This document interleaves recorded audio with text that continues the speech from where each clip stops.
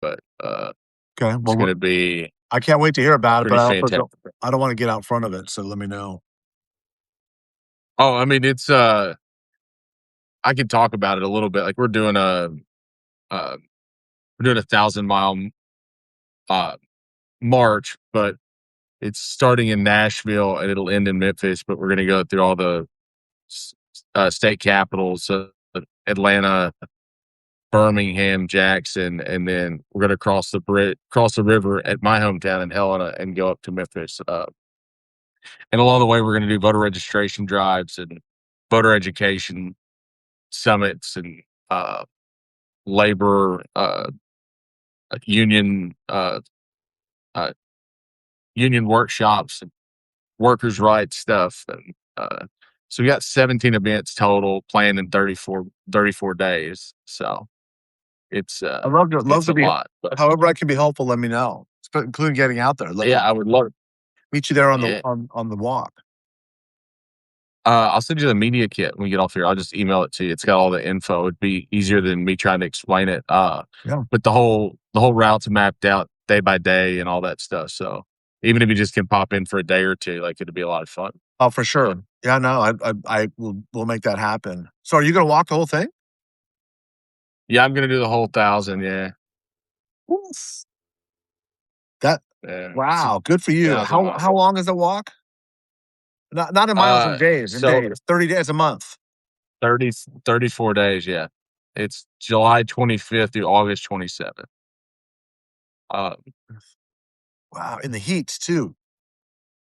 yeah. So we're gonna break it up by doing some of the events will be like afternoon events. So we'll arrive somewhere at like 11 o'clock in the morning.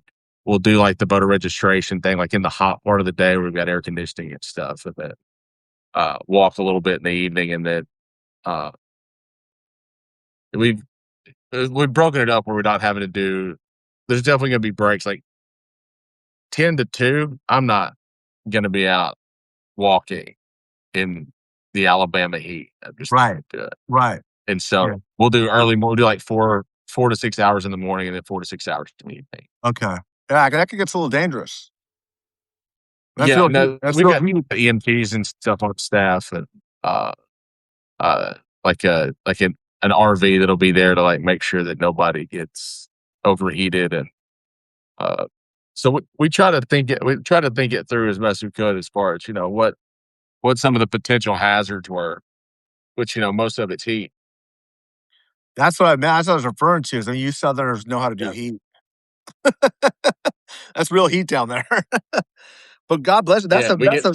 That's extraordinary event. I mean, you've been talking about it, but I can't imagine the amount of organizational discipline and structure and just oof, to put. That's massive. That's a big, big undertaking. You know, there the thing that will give you the most hope about the United States is something you don't really expect. It is that when you undertake something like this, there are people that are just very good at organizing. Like they're activists on the ground everywhere you could imagine. And so all you have to say is, "Hey, I need to do something in Anniston, Alabama." And the next thing you know, there's 14 people that are like, "Yeah, I've got a venue. I've got we've got these coalitions and this workers' right group and this local 49, and we can put this together. And if you just tell us what you need, we'll get it done." And you're like, "Oh, that was easy. Look at that, handled." And That's then great. It's inevitably somebody, inspiring. yeah, it's just incredible. And it's so you find these little gems of promise in very unexpected places, I think. Uh, and then those people are just there to do it. They're not looking to be famous, or they just want to rebuild their community and uh, go to a little league game and stuff. So it's pretty inspiring that it's it's it's a huge undertaking, but all the infrastructure already exists. Like it's just phone calls uh, and being out on the ground. It's pretty great. I really enjoyed the process, Does there seem to and be a I'm sure lot you've of seen a lot of that over your time. Does there seem to be a lot of Go interest? ahead. A lot of interest in it? Oh yeah, It's gonna be a big deal. Yeah. Uh, it's so compact and it's so approachable for everyone uh, to be able to join in. You know, it's, come do 1 day, come walk 1 day, come walk 30 days, whatever you can do. I'm always been of the mindset is something is better than nothing. So, you know, I hate to deter people, from being part of the civic process or any of that just because they can't commit their entire lives to Right. activism, you know? Do what you can do. Do what you can do. Every little bit helps. Every scoop of sand, every shovel full helps. And it just builds momentum and energy, and it gives at these times when people haven't had enough opportunity to be in community and be around other people and feel a little bit alone or overwhelmed. It's just a visual display of like, no, we're not putting up with this. We're not going back. We're gonna stand up together, and there are thousands of people like us, and it's needed, man. Proud of you. That's fantastic. Well, I appreciate that. I'm proud of the group of people that have just took an idea and ran with it. It was something I wanted to do. I was gonna kinda do it by myself, I told you, and I mentioned it to 3 or 4 people. They were just like, "Yes, let's do it. Let's get the right orgs involved." And so uh, it's been a coalition of people that I've just really enjoyed working with, and, I mean, most of them I already knew, but it was, I kind of expected to get some pushback on, "Oh, I don't know if I'll be able," you know, people that kind of wanna do stuff, but not really. But everybody I talked to just overwhelmingly supportive and, jumping right in. So it's gonna be good. I think it's gonna be a good event. It is it's all centered around voter registration and education. It's not a protest by any means. It is it's really just a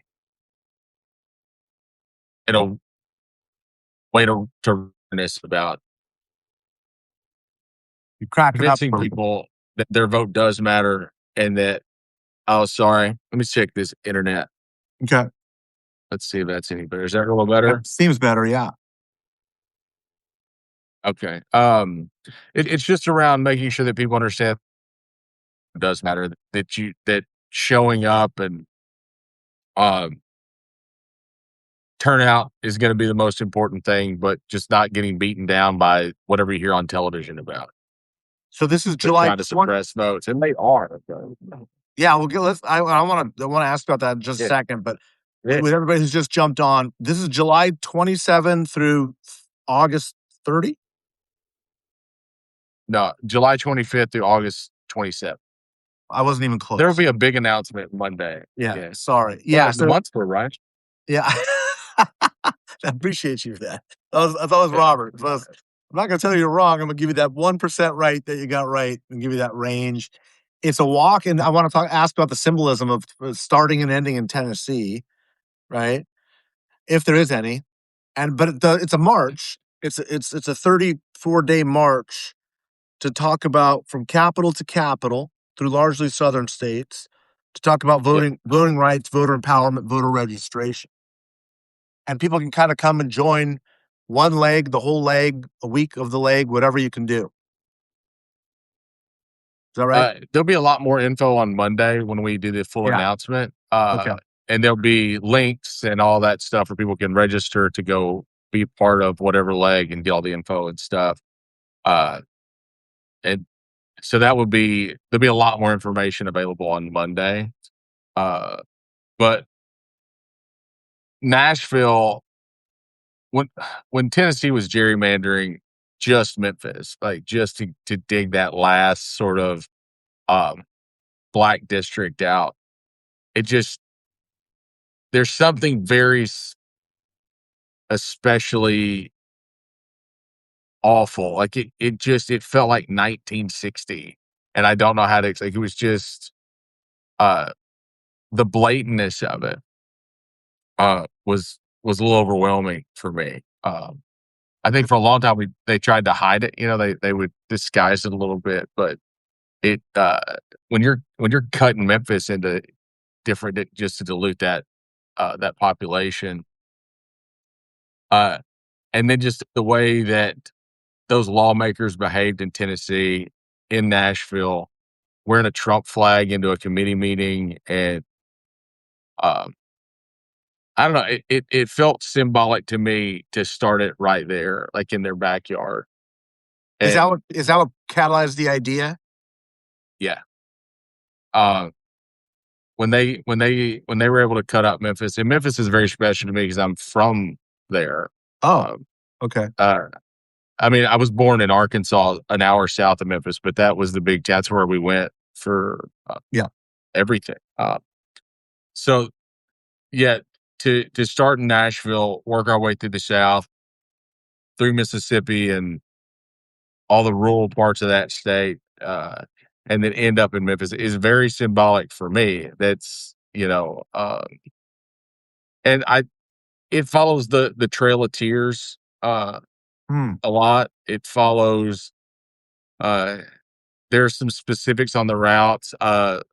Some of the March Against Fear routes are included in this. So there's a lot of history and uh, intention in the way it's mapped out. Uh, so starting in their backyard and ending on their front steps was kind of the was on purpose for sure. Of course. And you know, I still think that there is a lot of supporter fatigue on the Republican side. I think it's getting I think it's getting worse. I do too. I I think there's a lot of positive growth coming out of the left in regards to feeling like they have some momentum. I think uh, we can talk, and I know we will in a minute, about the recent Democrat some of their positions on the DSA candidates that are winning these primaries, but you know, I think there's just a lot of push for uh, just having something to do that feels positive, that feels like a move in the right direction, that feels like a, we talk about a lot, like the post-Trump era, and I want this to feel like the first step of the post-Trump era. Like we're Mm. doing something that's for uh, for longevity and not just against an administration. But for the future and not just against the Yeah, moment. yeah. I like that. That's inspiring. Let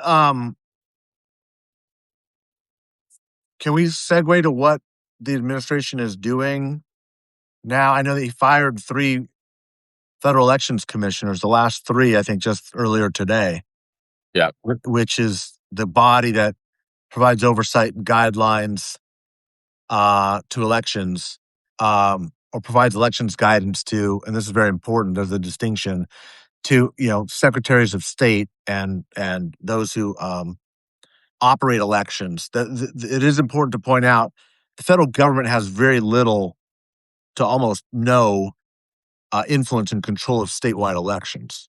Mm. Now, in the Trump era, in red states, of which the South has a lot of them, um, they're going to take their directions from whatever the White House tells them to do, essentially. Yeah. So we're going to have a real patchwork of 50 different secretaries of state and attorneys generals and governors and legislatures and politicians interpreting, I think, what's going to be a very chaotic moment. And I don't necessarily mean it's going to be unmanageable. I think it's just going to be unruly. Certainly, the narrative will be um, on how the elections are handled and how they turn out. But you're much closer to this, so let me know what you think and or don't think, and what they're doing, what you're hearing on the ground. The FEC firings to me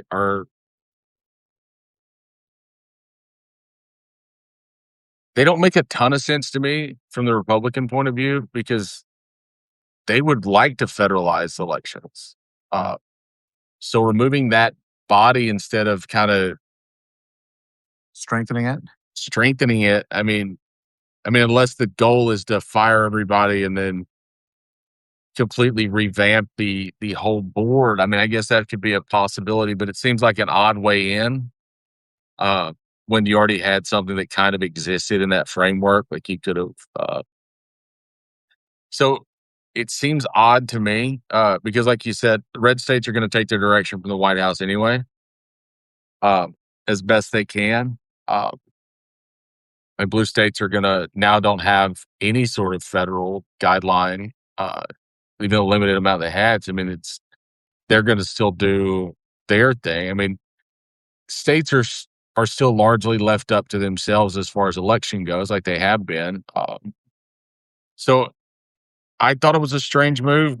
There's probably people that disagree with me, but I really thought that this administration was moving toward federalization of Election. of elections. So surprising to me, but I imagine there'll be something on the other side of it where they try to do something. I thought the Supreme Court rulings were very telling that the court is still a Federalist Society court and not a Heritage Foundation or a Trump court. Uh, I think that I think you can see that in most of the way the rulings are written. That Thomas is Thomas. He's the worst. I mean, I don't even understand his argument on birthright. Like it just none of it even makes sense to me. And I've tried to find what he's talking about, make it make sense. I can't find anything in there that really uh and he's going back into my wheelhouse. I mean, he's trying to argue uh, you know, early English uh property ownership. And uh I just don't see it. I think I think he's intentionally misrepresenting the ideas. But so I think that there might be a little bit of stability coming if we believe the and you might have you probably have something to say on this.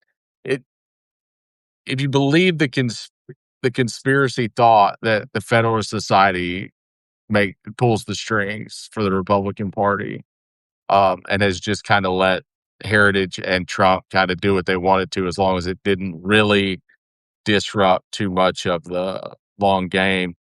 I think there might be a little bit of a pulling of the chain on some of this that has gotten a little out of it. The Federal Society typically does want constitutional constraint, like they do argue for that, and that the value of the dollar is important. The strength in constitutional adherence is important. Now, getting into originalism and all that's a different conversation, but I, I think knowing that there has to be uh, in perpetuity a government of the United States that resembles what uh, whatever it is that we've had. Uh, I think that if we looked at the at the Federal Society as being like fascism light, I think that they are pulling back a little bit based on some of these court decisions. From my perspective or opinion, I you may have a different. um, No, I mean, look, and I think you're characterizing it well. The difference between the Federalist Society and what the Heritage Foundation has become, and it gets back to an argument that I make that a lot of folks on the left just don't want to hear, which is there's a very big difference, a mountain of difference between Reaganism and Trumpism. You can't say that there's a direct line; that there's not, properly understood. But then that distinction really does matter to understand the moment.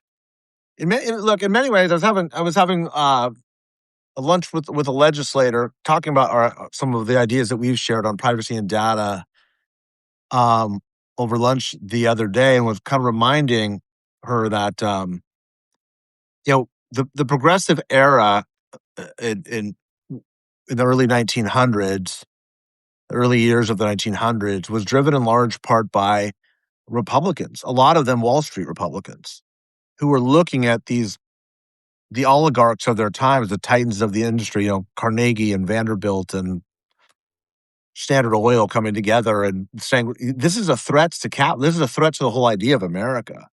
Like, that's what you need right now, and that's, I think, what you're seeing is some of that in the Federalist Society saying, "This is not what the idea of America is." I'm not defending what they've done, but that stands in stark contrast to what Trump is doing, which is saying, "I'm the idea of America," right? That's what the Heritage Foundation has become, which is whatever Trump wants is what we're gonna do. We're gonna call it America First. It's not really an ideology, it's just whatever Trump wants. Sure. And those two very important distinctions. And so I agree with you. I think you've characterized it really, really well. Um, Now, how big does that tension become as we get into the later days of of um, the Trump administration, or at least as it exists in our Constitution when he's supposed to leave? Um, and I don't know. I mean, there are these flickers. But as somebody who's looking for flickers, you tend to see them Sure. oftentimes more than they actually exist, and I've been looking for flickers for a decade now, and so I will say, "Oh, see, there's a Republican doing something that's unique, that's different, maybe something's breaking," and usually it's like, "No, it's just for every one that's found the light or crossed his red line, for every Marjorie Taylor Greene, there's 10 others who are doubling down." And so I think, again, that brings us to a very important moment, which is when the Democrats do win the midterms, certainly the House, the size of the victory is going to matter, I think, considerably, because at a certain point, the lies become like the January 6th lie, right? And they become like the stolen election of 2020 lies. 30% of the Trump people are going to believe whatever he says. And initially, the Republicans, we have to remember the early days of the 2020, right after November 2020, the overwhelming majority of Republicans believed it was a fair election. It was only until Fox News and Donald Trump said, "No, no, that's not what we believe. We believe that the election was stolen." Did public opinion begin to change over the course of the next 45, 60 days with no evidence, by the way, none. This was before they even had the time to manufacture the evidence. This was just him saying that's not what happened. That dynamic is going to happen, but you are seeing from a lot of the polling data, not just this really very strong, intense Democratic turnout, which is why I think the polling is not picking this up, by the way. Nobody's polling picked up any of the turnout models in 2025. None of them were accurate. None of them were accurate. They were all undercounting Democratic turnout by a factor of high single digits, which is astronomical in the polling business. Massive misses. And I think that's gonna continue. I don't think if everybody's watching, like, the Harry Enton generic ballot, the generic ballot has not been a good indicator for 20 years on what happens, especially in midterms. I think it's particularly bad now. I'm sorry to go down this rabbit hole in the nerdy stuff of campaigns and polling, but I love it. yeah, So please, yeah. yeah. So the other part is, we are seeing, um, a real growing tepidness amongst the Republican base. Trump's numbers are still holding in the mid to low 30s range, holding. I mean, these are really bad numbers, especially for a president heading into midterm elections. But even with that 35%, it's not this rock solid, intense love for him. It's not the MAGA red hot MAGA intensity and support. You're seeing even wide swaths of that MAGA base saying, yeah, he's responsible for the economy. He's responsible for the shit that's going on in the country. We're still going to vote for him anyway. That's very different than being, like I said, very strong and intensely supportive. And then the numbers that I've never ever seen before, and I've been doing this for 3 decades now, which is this incredible collapse amongst independents. Like he's in the 20s of support levels with independent. I've never ever seen that. I don't think I've ever seen it below mid 30s. I can't even know. I don't even know if I've seen it below high 30s. He's sitting in the 20s with independents. Like that is just it's hard to explain to people how bad that position is. And that's what those three factors are what's creating the miss in the polling because a pollster has to weight their poll to look at the turnout, and it's a guess. It's a guess, and in the same way that a lot of pollsters were guessing wrong at Trump's intensity and support levels when he was on the ballot, and have since 2016, we are finding the reverse is true as the coalitions and the parties are changing. And what that means is, um, I think that there's a dramatic over-representation of Republican turnout anyway, as we still model Republicans as largely college-educated, higher income voters. That's it's still there's still a significant share of that, but it's diminishing, and it has been every year for the over the past decade. Conversely, Democrats are undeniably the beneficiaries of lower turnout elections now. And when you see that combined with the groups that are shifting the most, Latinos specifically, where they're seeing these historic, 21, 22, 23 point swings, there's every one of those. Any one of those would be a problem for the Republicans. You're seeing literally all of them converging at the same time. All of them. At the same time, I guess we're back at war with Iran this morning. I mean, I guess, right? And consumer confidence is at a 50-year low. The only thing they're talking about, trying to get their base back is immigration. Again, the same oldie but goodie. Even Republicans don't think it's a problem because it's not. I mean, immigration's at like zero now. So the one success he's had, I think, really cut off all of the energy in his base, and so they've got nothing. And does that continue through November? I don't know, but I think it's as likely to get worse as it is to get better for them. Could get worse. Well, I think the problem they're running into with immigration is they have to make a show of it, or people forget that it's happening. So if they're not on the street ripping people off the street and it's in the news that there's these immigration, if you do immigration the right way, it's very boring and not much to look at. It is judicial mostly, and it is Hearings and the enforcement part is pretty calm and tame for the most part. So Yep. he can't have, even if he changed course and had a great uh, immigration reform scenario, nobody would be able to see it because good policy flies under the radar. Like it's boring. It doesn't make headlines. It's just, oh, this is functioning the way it's supposed to. Okay. Um, and so his options are to make a big show of it, which is highly uh, uh, unpopular, or kind of just let it fly and then talk about it occasionally, which I guess is what he's doing. It's uh, they're going to bring the trans rights things back up. I think. Yeah. You're Yeah. starting to see 100%. that pull out 100%. with this ruling from the Supreme Court on the states' right, which I think is being misinterpreted a little bit on how that ruling actually came down. It's a little bit. Uh, I think it may actually carve out a few protections in the states where it's already legal, like where it's not an issue. It keeps Trump from being able to pull money from those states, which I think is good. There's a bright part of that ruling. Uh, but anyway, there's a,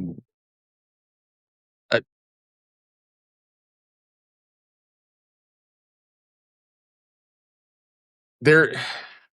I lost my train of thought. I should not have gone into the other. Um,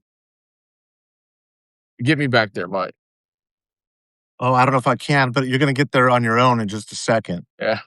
So that's the tough part is after it'll come back and be like, oh, there it is. That's what I was talking about. But immigration is not a showy process, right? We, but I don't see a path forward. I mean, Trump's a lame duck. He's not going to do anything, and I guess it looks good that we can say all his approval numbers in the toilet, but it doesn't really matter. We're not voting for him again. Like it's where are the policies going? I think part of the fear that I have is this misunderstanding of left right politics anymore. With DSA candidates winning on a platform that is essentially the Democratic platform. Um, it, I I think that, and nobody clip this and post it later. There is a sentiment that MAGA tapped into that Democrats had abandoned their constituency, and that institutional Republicans had abandoned the constituency. Uh, it's the whole populist idea of I speak for the people, but you know, Democrats haven't done anything to they've just been anti-Trump, and being anti-Trump was good enough for a very long time. Uh, but now it's becoming very obvious as you complain about these DSA candidates that are winning primaries that you probably didn't have any intention of doing the things that you promised you were going to do because they affect that campaign donation. And it's, I don't think that DSA candidates are candidates that either are social democrats or democratic socialists or capitalist welfare, whatever you want to call. I don't think it's that far left. I think those are just ideals that most working Americans support. And it doesn't have to feel like a far left idea. I mean, I feel like it's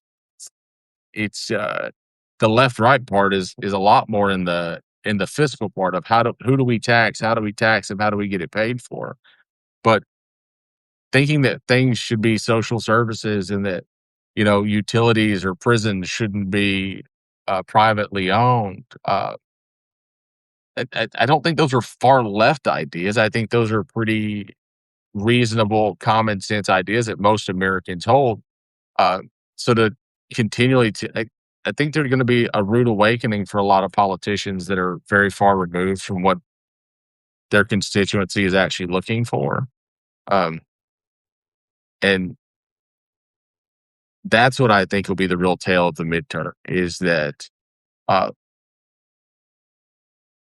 Mamdani can't win in Texas, right? It's a different, but he built a campaign, like we've said, based off of 10 years working in the government and knowing what the problems are. He figured it out. That system will work anywhere. You take knowing the problems and having a solution for them, it'll work anywhere. Uh, that's what I think we're going to see in the midterms.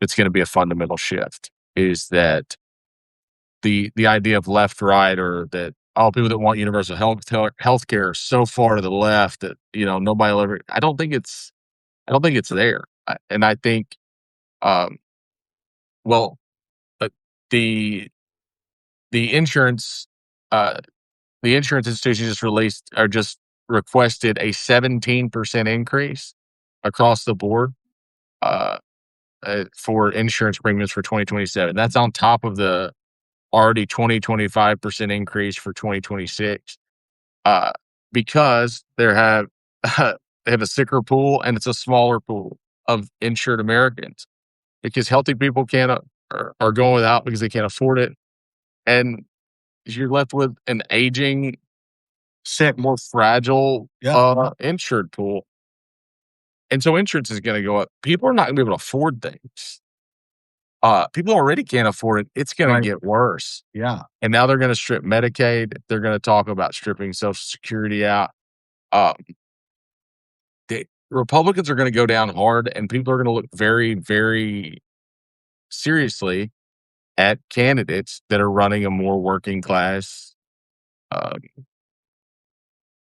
a platform that looks like uh, some version of public services and general welfare. I mean, I think we'll obviously never be back to a socialist state, but something that resembles a whole lot more of an Adam Smith capitalism uh, than than I think most Republicans or most institutional Democrats are comfortable with. There's a lot, I mean, to unpack. They're all good stuff because I think they're all good observations that the more we chew on and process, the more I think clarity comes to.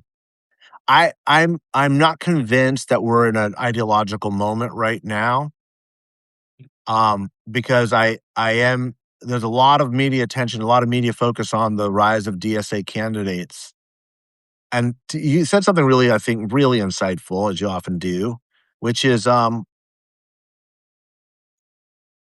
I, the, there's not that much of a difference between the DSA candidates and what the Democrats have said they've stood for a very long time.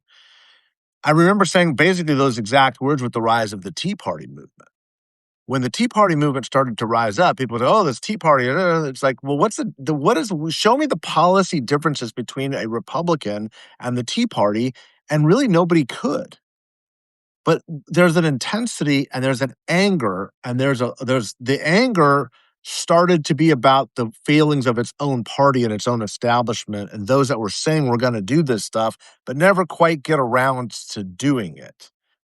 And so we're on the left, they call them corporate Democrats because they're bought off by corporations, I guess. On the left, those were sort of these kind of, sellout Republicans that were, working too much to make government work as opposed to standing against government. But the sentiment was, like I said, was the same. And to me, the DSA up, upswing emergence, I don't believe it's ideological at all. And the reason why is because for every Zoran Mamdani you show me, I'm going to show you a James Tallarico. And for every, whoever these candidates are, Colorado that did amazingly well, I'm going to show you a Javier Becerra. Um, I I don't believe, I could be wrong, but I'm not seeing. I don't think the difference is that big. I think the difference is in results. I don't think they're ideological at all on either side, by the way, which is Sure. why I agree with you again. And I'm glad more and more people are saying it is the right left spectrum does not exist. This idea that there's a horseshoe theory that is nonsense. It's not coming around the back, it's top down. That's all it is. It's not you don't the horseshoe theory, this idea that the extremes meet kind of in the come closer towards the back end is a really frustrated way of trying to force this habituated idea that the right left spectrum still exists and still explain why it doesn't explain anything. It's like it's not a horseshoe. It's far simpler than that. Yeah. It's haves and have-nots, establishment versus outsider, insider, outsider, it's top down, it's all of those things. And that to me is really the defining features. There's a palpable, understandable rage in the Democratic Party saying the problem is the Republicans. The problem is, government systems not working, but it's also our own party. Yeah. Like we allowed this to get here, and it's because everyone was saying we're for healthcare for all, we're for universal healthcare, but where's that ever been meaningfully addressed? And I mean, look, Obamacare is an insurance plan. That's what it is. It's insurance. Well, the I think the part that of the ACA that a lot of people miss is that it was a set of regulations also on insurers that kind of made them have to play ball.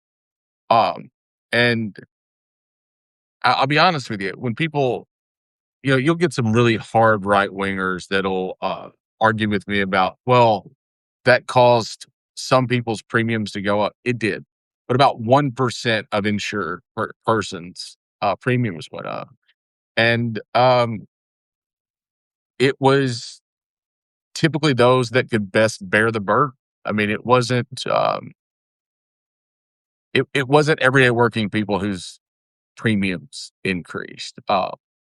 And look, having regulations on a sector of the market that shouldn't be privatized anyway, but it is, and having regulations that say that you have to put X amount of premiums back into the service of the customer, I don't think it's crazy. Like I don't worship profit or market steps, and I'm an economist. I mean, I understand what they're saying, Right. but just because you see the path doesn't mean that that's the right one. I mean, I the, we shouldn't worship the market. The market should serve the people, and I mean, that's Adam Smith. And I know people are anti-capitalist a lot, and this is the probably the argument I get in a lot.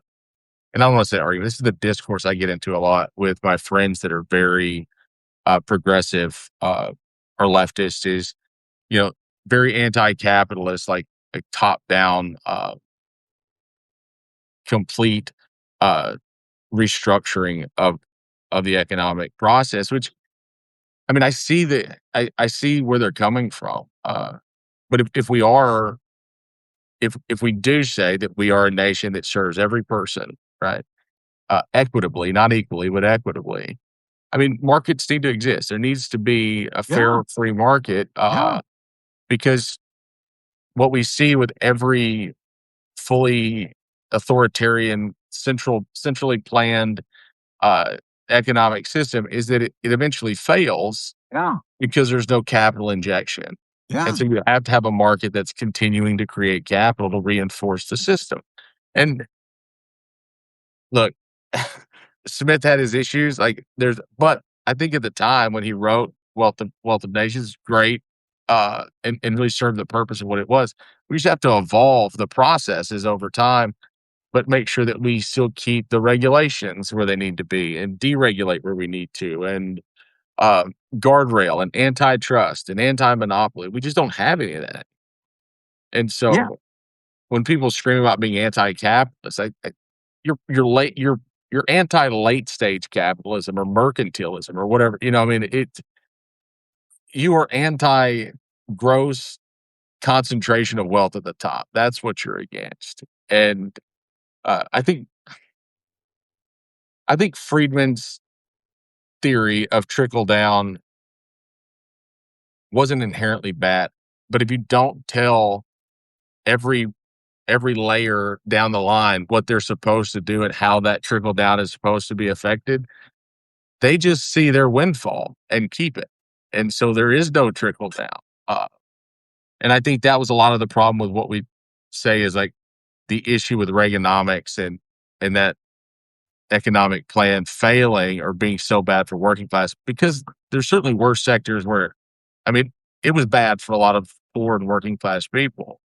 It's because you give a bunch of greedy, wealthy people at the top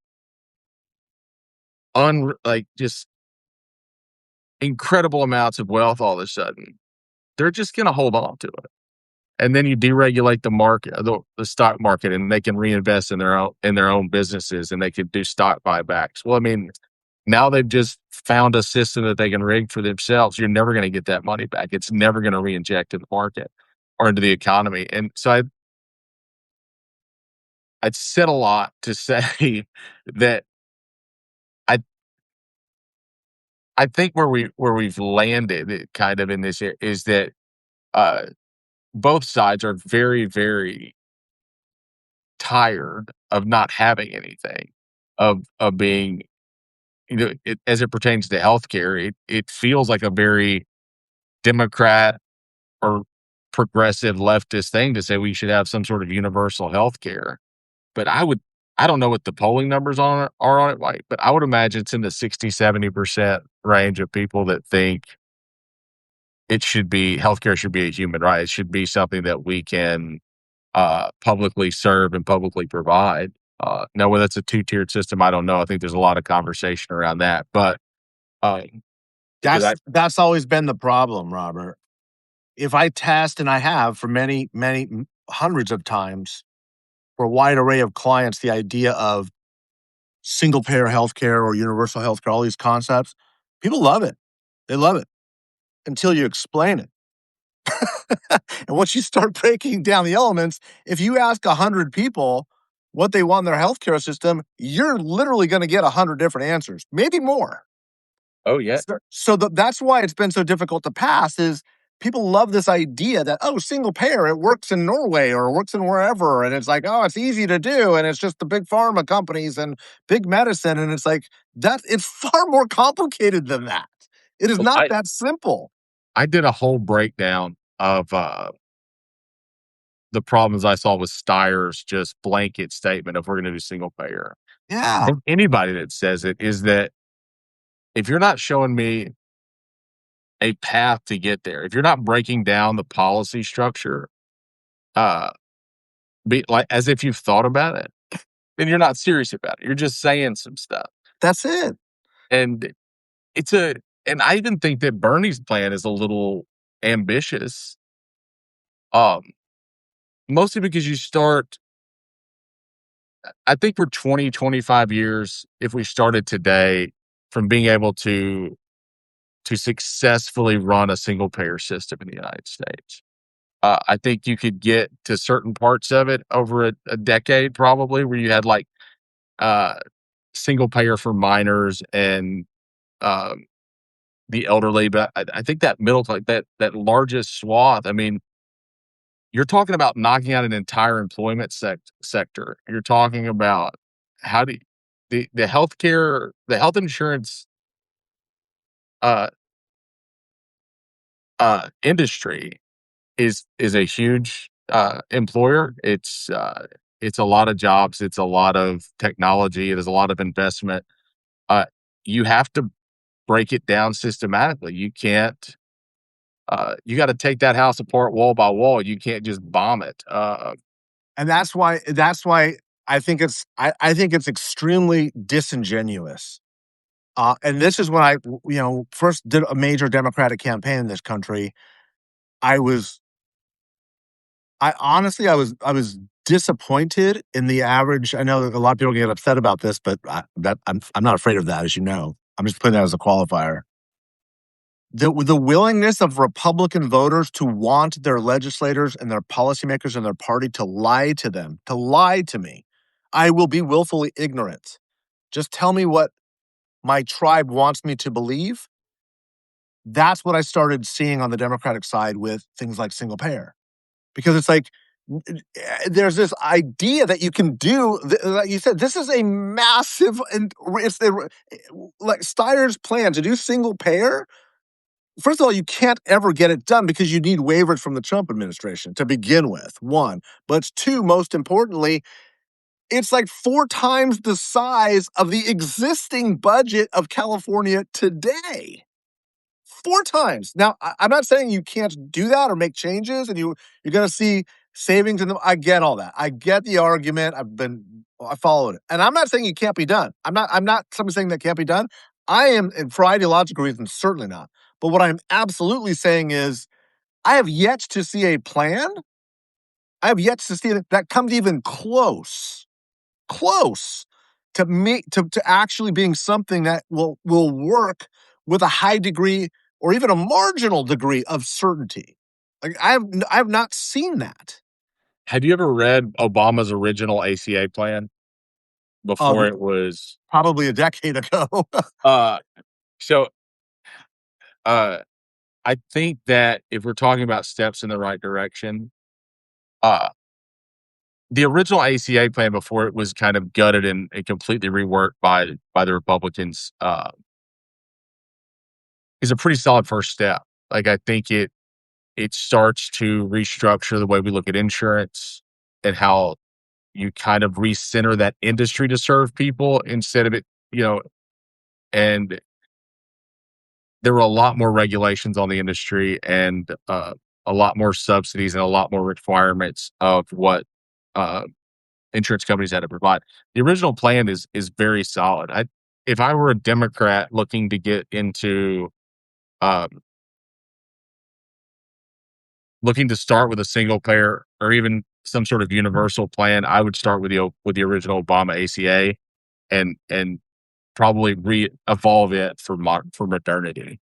But I think that anybody that's talking about these bigger, broad ideas that isn't talking about steps and tiers and this is what it's going to take. I don't think you have to be perfect. I think you just have to have a goal. And if you say, "Hey, my 5-year goal is that we have free healthcare for children," as a parent, right? Just as a parent, and I would say anybody listening to this that is a parent would say that the stress burden of just having healthcare for your children provided would be immense. Like it would, um, because it's not that insurance in my company is expensive for me. It's nothing. It's the family plan that costs like Right, it's the right. $4,000 a month for coverage for my kids. So if we started to get to a place where we said, all right, our legitimate 3 to 5 year plan is that we have either Medicaid expansion for all persons under 18 or whatever. I think then we start to see some way to govern our way into it, and that we can start legislating and writing policy around it that gives us a destination and something we can check on as we go. It it I consulted a candidate in Baltimore, and his big thing he wanted to talk about, and I'm sure I've shared this with you before, but his big thing is he wanted to talk about high speed rail, and he wanted to improve like people's we're talking about commute times and stuff. And I just had to tell him, I was like, hey man, that's great, but high speed rail is 25 years from now. You better start talking about potholes and like widening roads, and like we want to put in some flyovers and things like things that people can see start to take shape. You can kick high speed rail down the road for 30 years. Like, it's, you know, start working on increasing number of trains or whatever it takes. Start talking about things that people can look forward to and that they can see how that can work for them. It's what Mamdani did with free buses and Right. changing bus routes that save people 12 minutes in the morning on their commute. It's tangible. I can say it today, and in 3 weeks or a month, I can see the benefit of the plan that's been put in place. I can feel it. Uh, it's how he took $100 billion uh, or a $12 billion deficit and turned it into they're flat now. I mean, he did that in 150 days. Well, Just yes, but with massive investment from the state sure, capital. absolutely. But there's a plan involved to get there. Yeah, Like yeah, it's not yeah, yeah, and I'm throwing not our saying hands I'm in not the air. yeah, and I'm supportive, and I don't know why Democrats don't talk about it more. I'm with you, and I think we're saying the same thing. Is there has to be a vision, but also an incremental sales job. And that's why, like, when I was hearing talking about it, look, it's not uncommon on the left selling this idea that you're lying to your voters. That's not going to happen. Mhm. And it reminds me of like Donald Trump saying building a wall. That's not going to happen, but they want to hear it. And so they'll keep feeding the propaganda machine and getting people hopped up. And then what happens is when it doesn't happen, they turn on their own base by saying, you've been promising to build a wall for 15 years and there's no wall. So you're supporting the invasion of our country. And it's like, that's what you get for lying to people in the first place. You get them bought into this myth instead of just being honest and saying, look, this doesn't work. You can't do what they do in whatever Norwegian country in the United States, but we can make it better. And then once we get that better, we can keep improving and build towards a long-term plan to make sure everybody has health care. Instead of this dysfunctional nightmare, expensive fiasco that we know in America as our healthcare system. That is absolutely true. And I honestly think that there's an appetite for that. I think at some point people want to be told the truth. They don't want to just be told and sold these slogans and have been listening to it on their whatever cable propaganda machine and the people online who are telling them, on candidates like you were talking about in California saying, oh, we can do this, we're going to do this, and I'm going to do this. It's like, you're not going to do it. You literally cannot do it. Not only does it defy physics and mathematics, it defies the political reality that Donald Trump has to literally sign off the waiver to get this done. Like, that's not going to happen. I am I'm eternally perplexed. I think at at the rhetoric that goes into just deceiving people on both Yeah, sides. On both on sides. both sides, for sure. Um, and Steyer Steyer lost, and he deserved to lose his primary. And to the people that argued with, like, I don't endorse candidates very often. I think I very rarely throw my full weight behind a candidate, because most of the time politicians are there's something you're going to find something you don't like, and you don't want to be left holding that, uh, not be able to walk away from. Right. And so, They're when I human. when I say something like, "I think Becerra's gonna win this thing," it's not necessarily that I support every decision that Becerra's ever made, or I think he's an angel or a saint of a candidate. I just based on what I'm looking at, I think Katie Porter should win, but I'm telling you that it's probably going to be Becerra. Yeah. And, you know, for the people that came to me and said, well, Tom Steyer is the most progressive candidate in the race. It's like, you don't know what progressive politics are. Like, you were just listening to a man reading off a list of polling data. Like, oh, people in California poll highest on these topics. So say single payer healthcare, say green energy, say affordable housing, and you're the most progressive candidate on the ticket.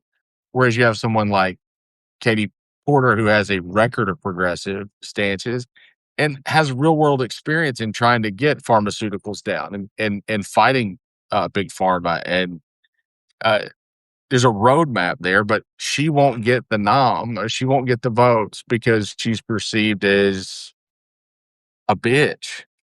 Like, Yeah. No, and and and that's wild. and It, unfortunate. Because I will say this, I took Betty Yee to lunch.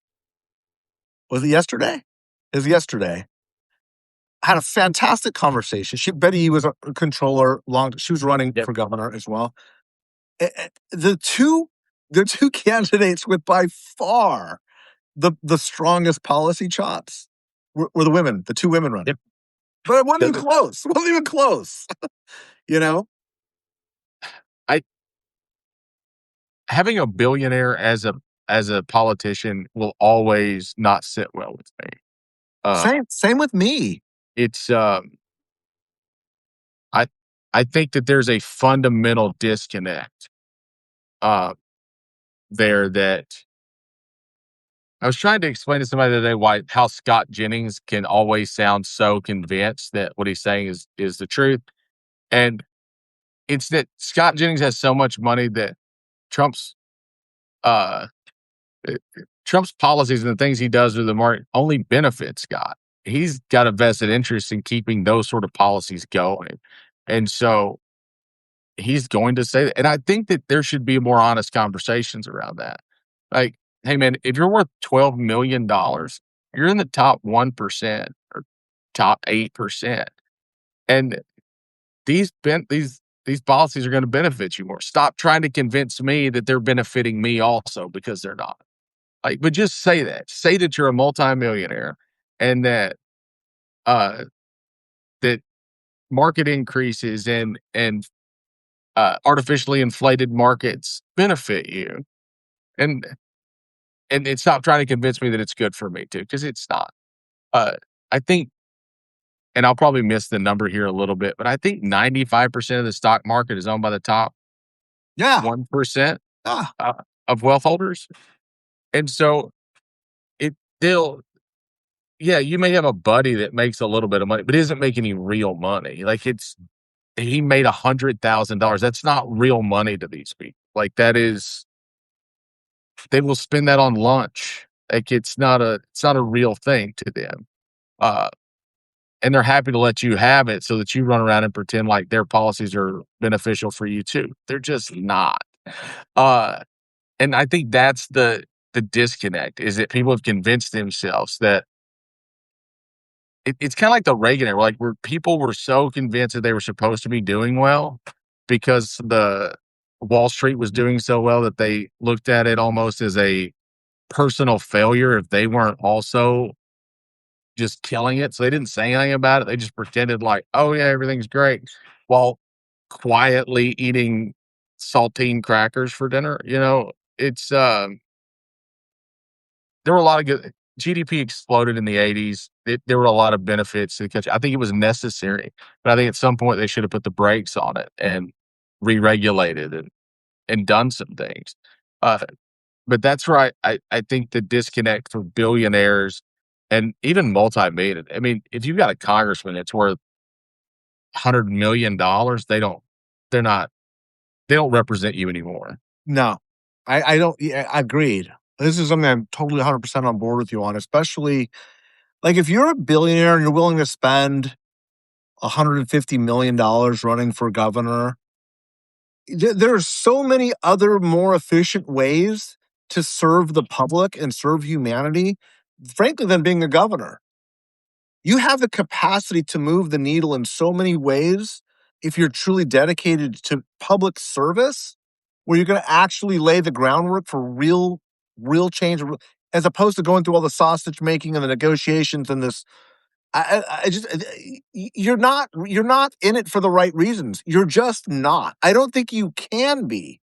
I don't think that there's any structure in the world that says if you have spent your lifetime accumulating that massive, awesome amount of wealth, that you're the right person to be serving, especially the working class. That's what really galled me. That was what pushed me over the edge with this guy, the class traitor message and the unions thrown in with him. I was just like, this is disgusting. Like these are the evangelicals for Trump.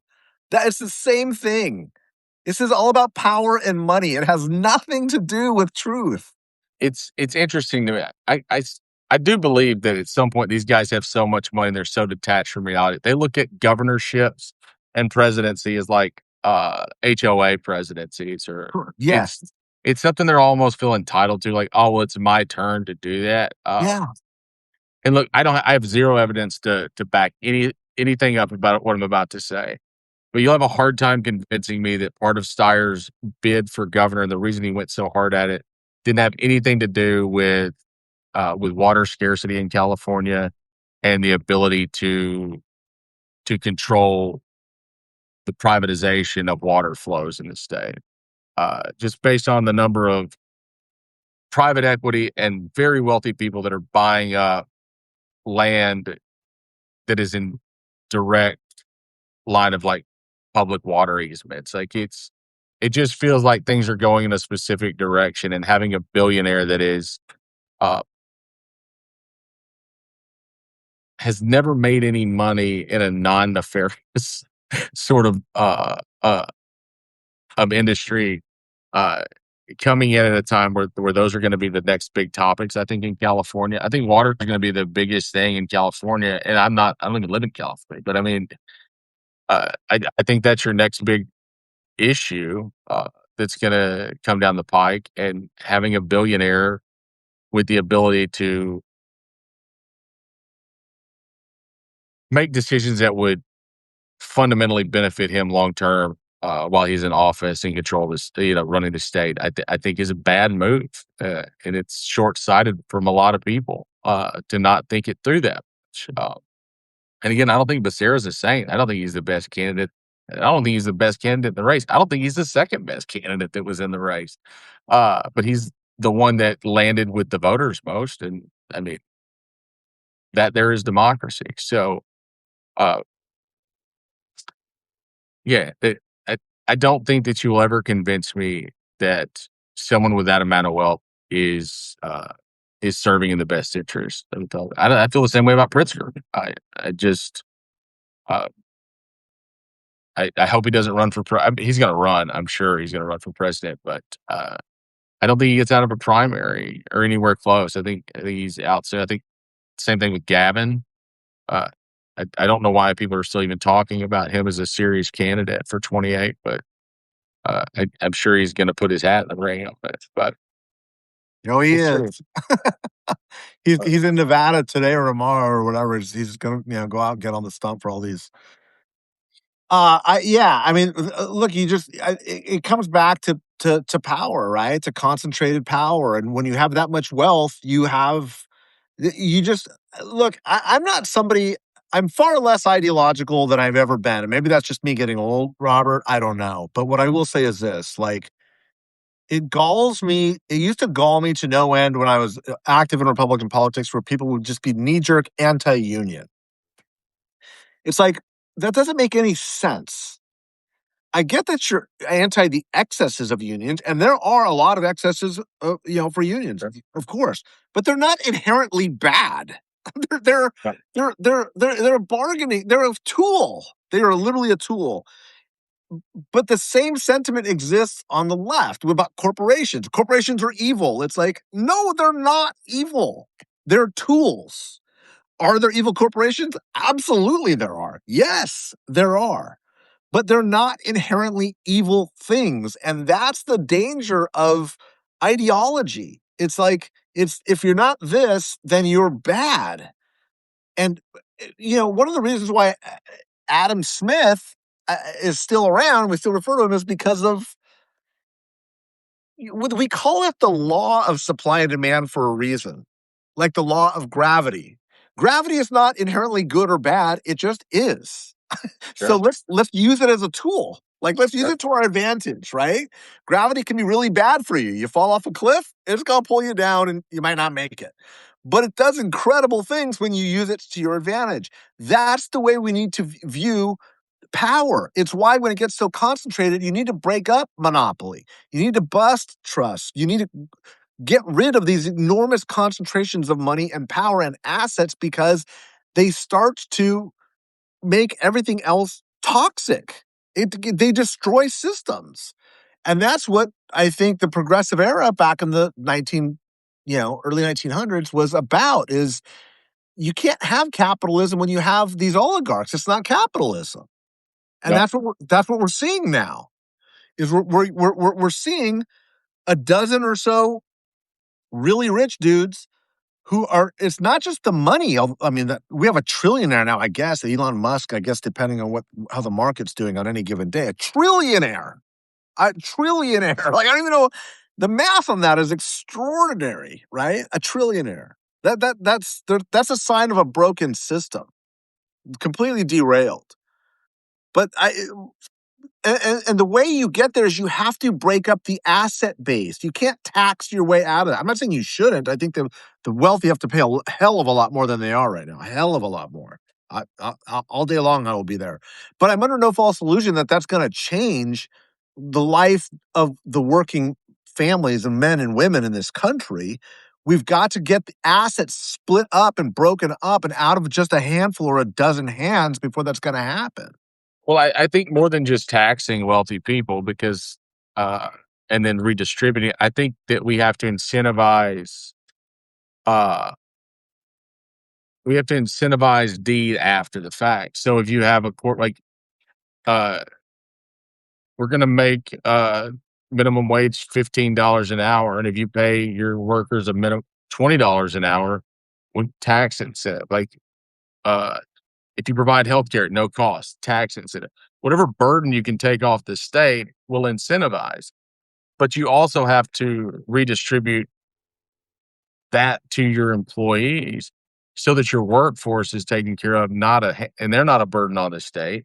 They're a burden on you, but you're the one making money off of their labor. I mean, labor is a commodity. You know, Polanyi would have always argued against labor or land as a commodity. Same thing with Locke, that those shouldn't be things that we can um, change the value, right? Like 40 hours of work is 40 hours of work. It doesn't matter. Um, your 40 hours isn't more valuable than my 40 hours. So like, why should there be a commodification of it? It should be whatever I value it at or whatever. So I, I think that's where we had these fundamental people don't understand what they possess in their own labor and why there's value in it. And that's why I think we've gotten to a point where people don't even really understand what they can do um, to fight against corporations. Like we say terrible things about corporations, but I don't think they even understand the corporate structure and Right. how that works. People like my dad grew up in this idea that oh, Sam Walton earned all that money. No, he didn't. You can't earn that much money. There's nothing you can do to earn that much money. You got to a certain point, and then you started letting money work for you in a broken system. And then you exploited workers and you exploited labor and you turn all that into profit for yourself and you concentrated at the top. No Walton family member earned anything that's left. Like they didn't earn anything. Uh, they have made good use of exploitation of labor and government resources. And to look at it otherwise is crazy. Now, there's nothing inherently wrong with someone owning a grocery store that has a profit margin. Profit margins have to exist. Markets have to be able to put money back into the system. But if you're not putting the money back into the system, but if you are a draw on that system, additionally, what good are you? Why are we protecting these things? Oh, because they write a check to the politician that keeps them going. And $30 million to a politician is a lot cheaper than $300 million. $300 million back to the system. Yeah. Yeah. That's my Yeah. soapbox on that. No, I mean, I'm gonna agree with you on that. I don't think there's much of an argument. Yes. Yeah, I think that's absolutely right. I, I think, um I think again, as I go down this journey towards being less ideological, I think the brazen how should I phrase this? The obvious contradictions on both sides become not just more apparent, they're not only no longer hidden, they're so glaringly evident that they are now, in my mind, the dominant part of the problem. So I won't say which city, but I had a city government call today. They're asking they want to pass a sales tax increase, and they want to max it out. We've got a cap of like 11 and a quarter, 11.5% in California. You can't go above that by law because trust me, a lot of cities would. And the pressure that's created is largely coming from police and fire pensions, overwhelmingly. It's most cities' budgets in the country are paying for police and fire, as they should be. That's one of the primary roles of this. But FDR believed that public employee unions should not be legal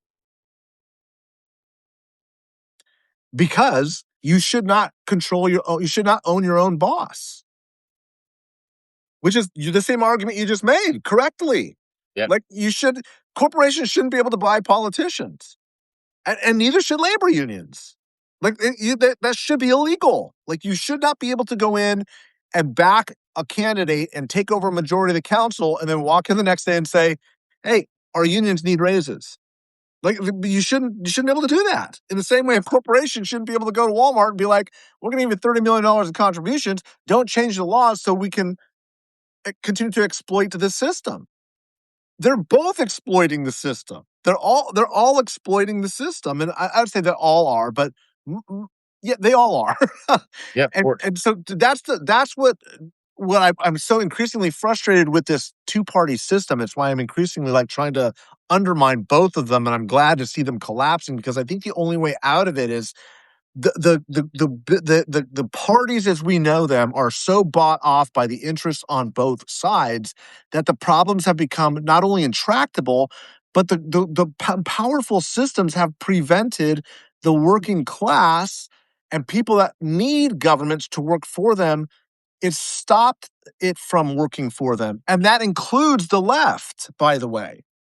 There's a reason why 70% of Latino children or adults in California who are accepted to the Cal State University system need remedial reading and writing.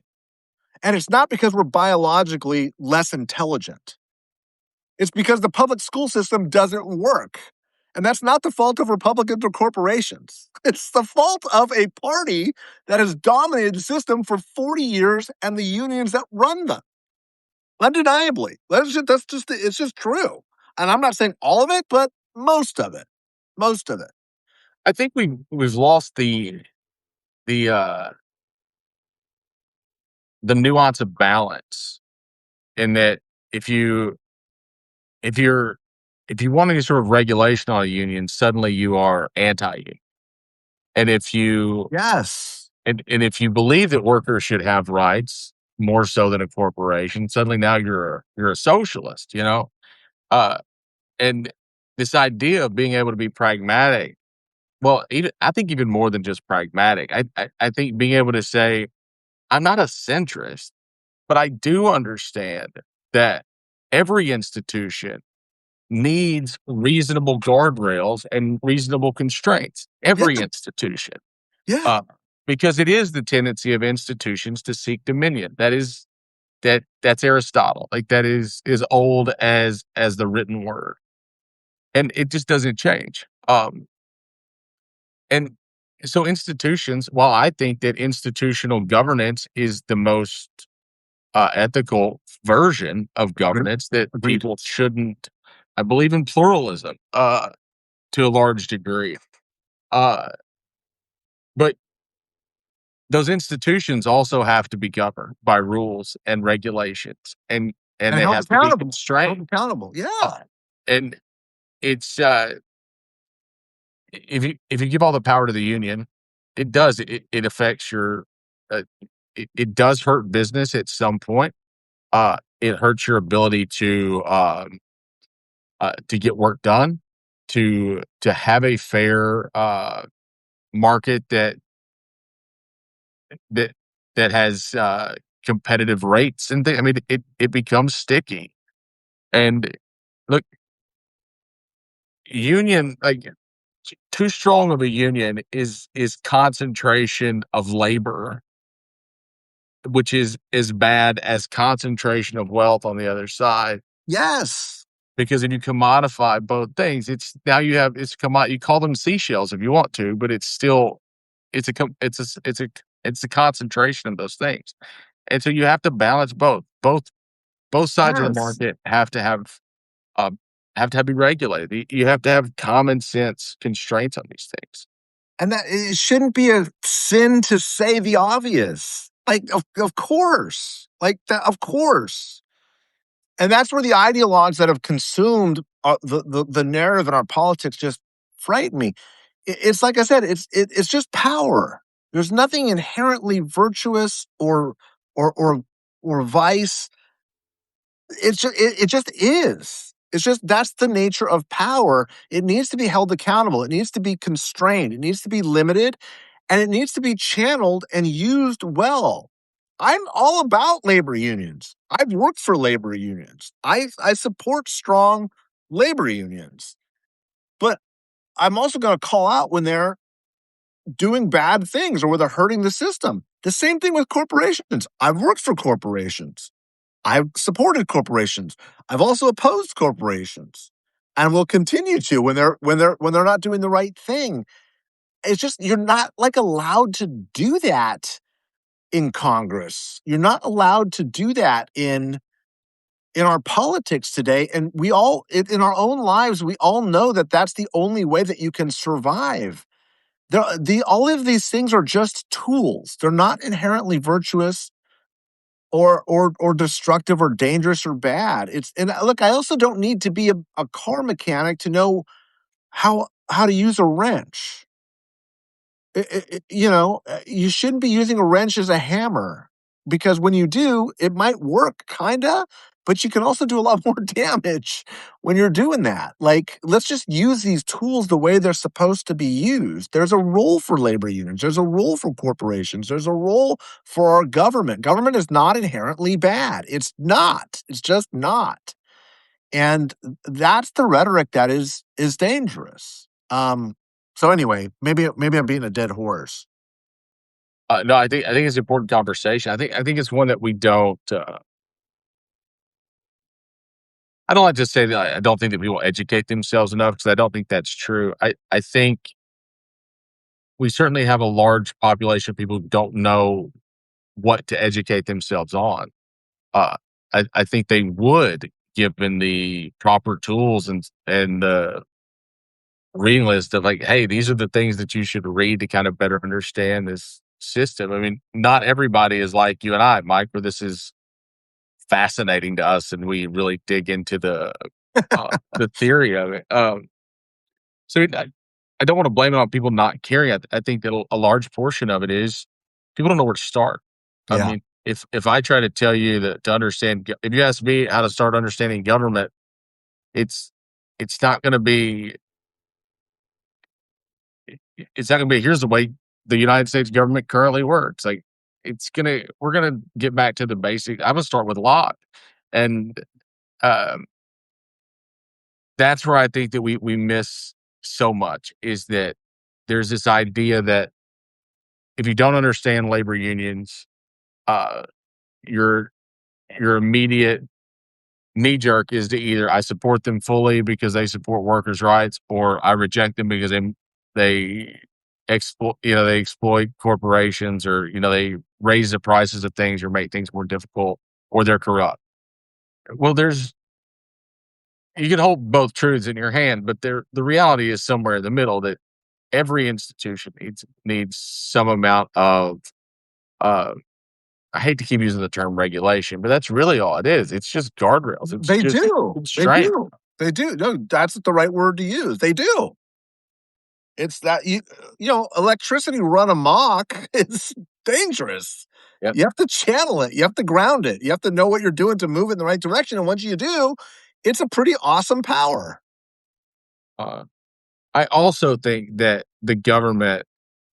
should that the government itself should work as a labor union against corporations. Like I don't, uh, I think that we should regulate corporations in such a way that we almost treat them as they we allow them to operate and to do business with the American people, and that the government should represent the people versus corporations, and corporations should in no way have uh, the voice of a person. Like it shouldn't be granted the same. Uh, Same rights. yeah, and so which I think kind of it doesn't necessarily like destroy or get rid of labor unions, but I think that the government itself should act uh, as a uh, as a supporter of labor against corporations uh, attempting to exploit uh, working people. We don't do that at all.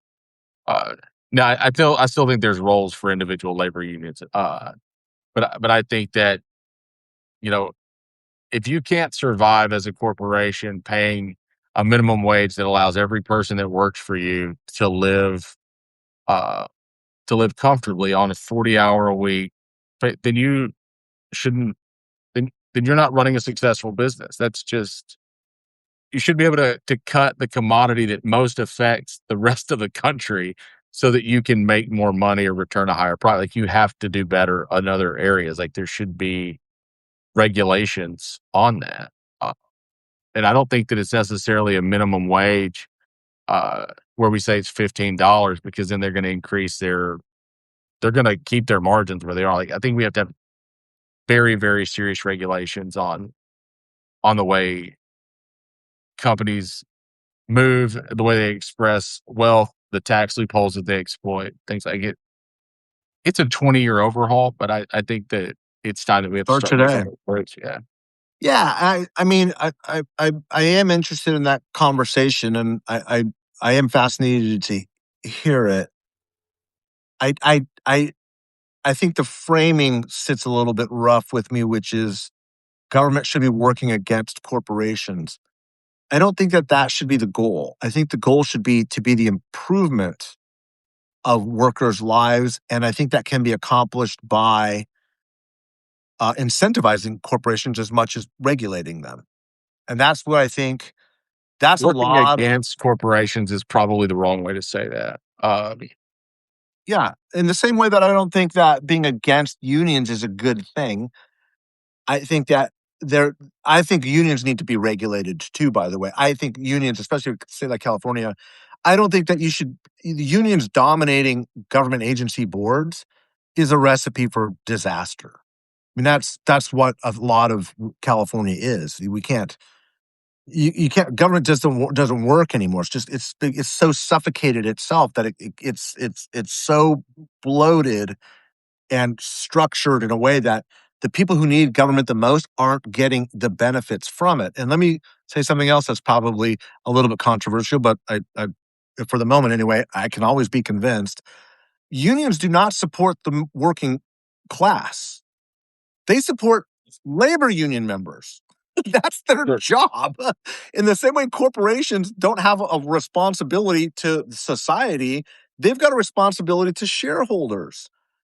Same thing with labor unions. There's no labor union that's out there trying to do the right thing because they want to fix the world. Bullshit.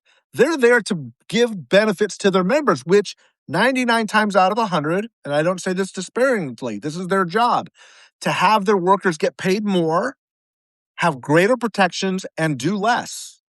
That's the job of a union. Now, there are more than that, but the same way that corporations try to maximize profits, what do we think labor unions exist to do? That doesn't make them bad, by the way. It means that's their job, that's their function. And the referees, who are the politicians, the elected class, are the ones that are supposed to say how much and how little. You don't give unions everything simply because they're unions and they use these frames like working families and we represent the working class. You do not. You do not. You represent your union members, your labor members. In the same way, shareholders represent shareholders. The role of government is to regulate both and limit the excesses of both. Their job is to serve the common good. And that's what we've gotten away from, is the politician who's willing to say, you know what? That labor union is doing something wrong and that corporation is doing something wrong. And let's create incentives for labor unions to do better here and incentives for corporations to do here. But where they are doing wrong, they both need to be limited in their power because they're accumulating too much power, and that's making it worse for everybody. Was it Harry Truman that said, and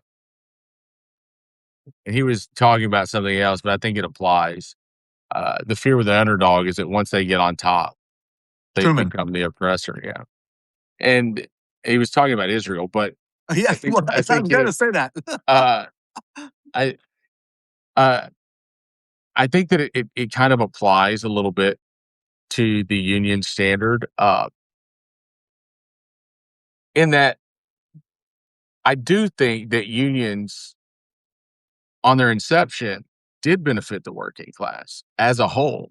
Uh, we created the 5-day work week, the 40-hour work week. It stabilized wages. It brought the coal miners out of the company store and corporate ownership, and essentially entrapped slave servitude. I mean, it was they owned everything about you, and when you messed, like, you owed them everything. You couldn't quit. You had to work the hours. So I think that those unions did fundamentally help and benefit the working class of America. But I think that once human greed finds a way in and corruption can find a way to exploit something that is inherent, that was built as an inherent good, uh, now you've got something that doesn't benefit the entirety of the working class, that does only benefit its members sometimes, depending on how well that union leader has been greased by a politician to, Yeah. not bargain or to give up early, or there as long as corruption and human nature exists, there's going to be problems in those institutions. That's exactly right. And I, I think finding the balance, and I don't even know what the balance is, Mike. I don't know if it's because I don't believe in a huge government that just regulates everything, but there has to be a human balance in there somewhere where it eats itself if it's bad. That exists somewhere in that framework. I'm not smart enough to know where it is, but Yeah, I mean, you're smarter than most, and the fact that you're asking the questions and pushing in a direction is the way we get to that solution, is we debate it. There are certain things that are just kind of not debatable. Corporations, Walmart is doing bad things to workers. I don't think that's really debatable. It just is, okay? I guess some people can debate it. I would also say that, yeah, there's a problem in the California public education system when 70% of Latino children who are accepted, by the way, these are the ones that are accepted into Cal State. 70% can't read or write or do math at an appropriate level. Think of those that can't. Is it entirely their fault? No. Is it largely their fault? I would submit yes. After 30, 40 years of this, enough. The problem again, I think, becomes the regulator. The regulator valve is government. It's not. It's because they're becoming ideological. Texas is this red state. They're doing crazy batshit nuts stuff that doesn't make any sense. That's because that system has gotten so out of whack that become the norm there, and they don't even realize how crazy they are. California is just the same way. It just that to me, that's not even debatable. When Fareed Zakaria and Ezra Klein, everyone's saying it. I moderated a gubernatorial debate. They asked me. I moderated the very first gubernatorial forum after Eric Swalwell imploded, and it was the first time every single one of the Democratic nominees would not defend the way government works in California because it's indefensible. It's indefensible. It's like we're going to have to take some ownership in this and fix it. There was Katie Porter, Betty Yee, Javier Becerra, Tom Steyer, every one of them unanimously, Antonio Villarreal, all of them unanimously, because it's not debatable anymore. It's not serving people, and that's not a Republican problem in California. And again, I'm not there. I'm a chief critic of Donald Trump and the Republican fiasco that it's become. I'm happy to criticize those, but that doesn't mean that I'm suddenly supportive of the Democratic Party. That to me, that kind of thinking is what's dangerous. Is we have to get to a point where we have to demand accountability of the regulation system, and the regulation system is the government. There are certain things, Robert, that the private sector has no business being involved in. None. I don't think that private business should be running prisons. That's just my personal. I don't think they should. I don't think they should be involved in law enforcement. I don't think they should be involved in a lot of things. Like none, not 1%, 0%. And there's a reason why we have government. It's a beautiful power, and like any power, whether it's supply and demand or whether it's gravity, these laws, they can be dangerous. And we just we have the capacity to regulate them. It's just so much in so many ways has allowed for the payoff. The institution of government has been so bought off. And it's not, I don't think it's a new phenomenon. I'm reading a book. It's been, I was writing that story about a German immigrant, that Senator Schurz, who was taking on the Grant administration, the enormous graft and corruption that consumed the Republican Party after the Civil War. Extraordinary. It's like today, like that bad, like just ripping off the government, fraudulent contracts. You have to have voices standing up and saying, "This is it's." I don't know. I don't know what I'm saying anymore. It's just I think the culture that we've allowed, or that Donald Trump has come to embody, and not just tolerated, but celebrated. Kind of in the way you were talking about the culture of the '80s, where the value was on greed. Greed became a value, became a virtue. Greed is good. Greed is good. Greed became a virtue. Like there's a wide swath of the Republican Party that's like, good for them.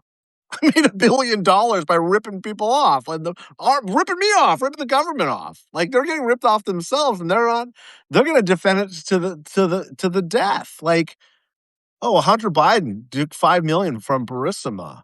It's like Trump made $1.2 billion last month. This year. Yeah. Dollars. Like, what are we talking about here? Anyway, And, I don't know. and with provable fraud. Demonstrable, it's all there. And the thing is, when I say the culture, they're not even afraid to. They're not hiding their tracks. No. They don't care. I do wonder if wire fraud is going to be brought to, if somebody's going to pursue wire fraud on this Freedom 250 thing.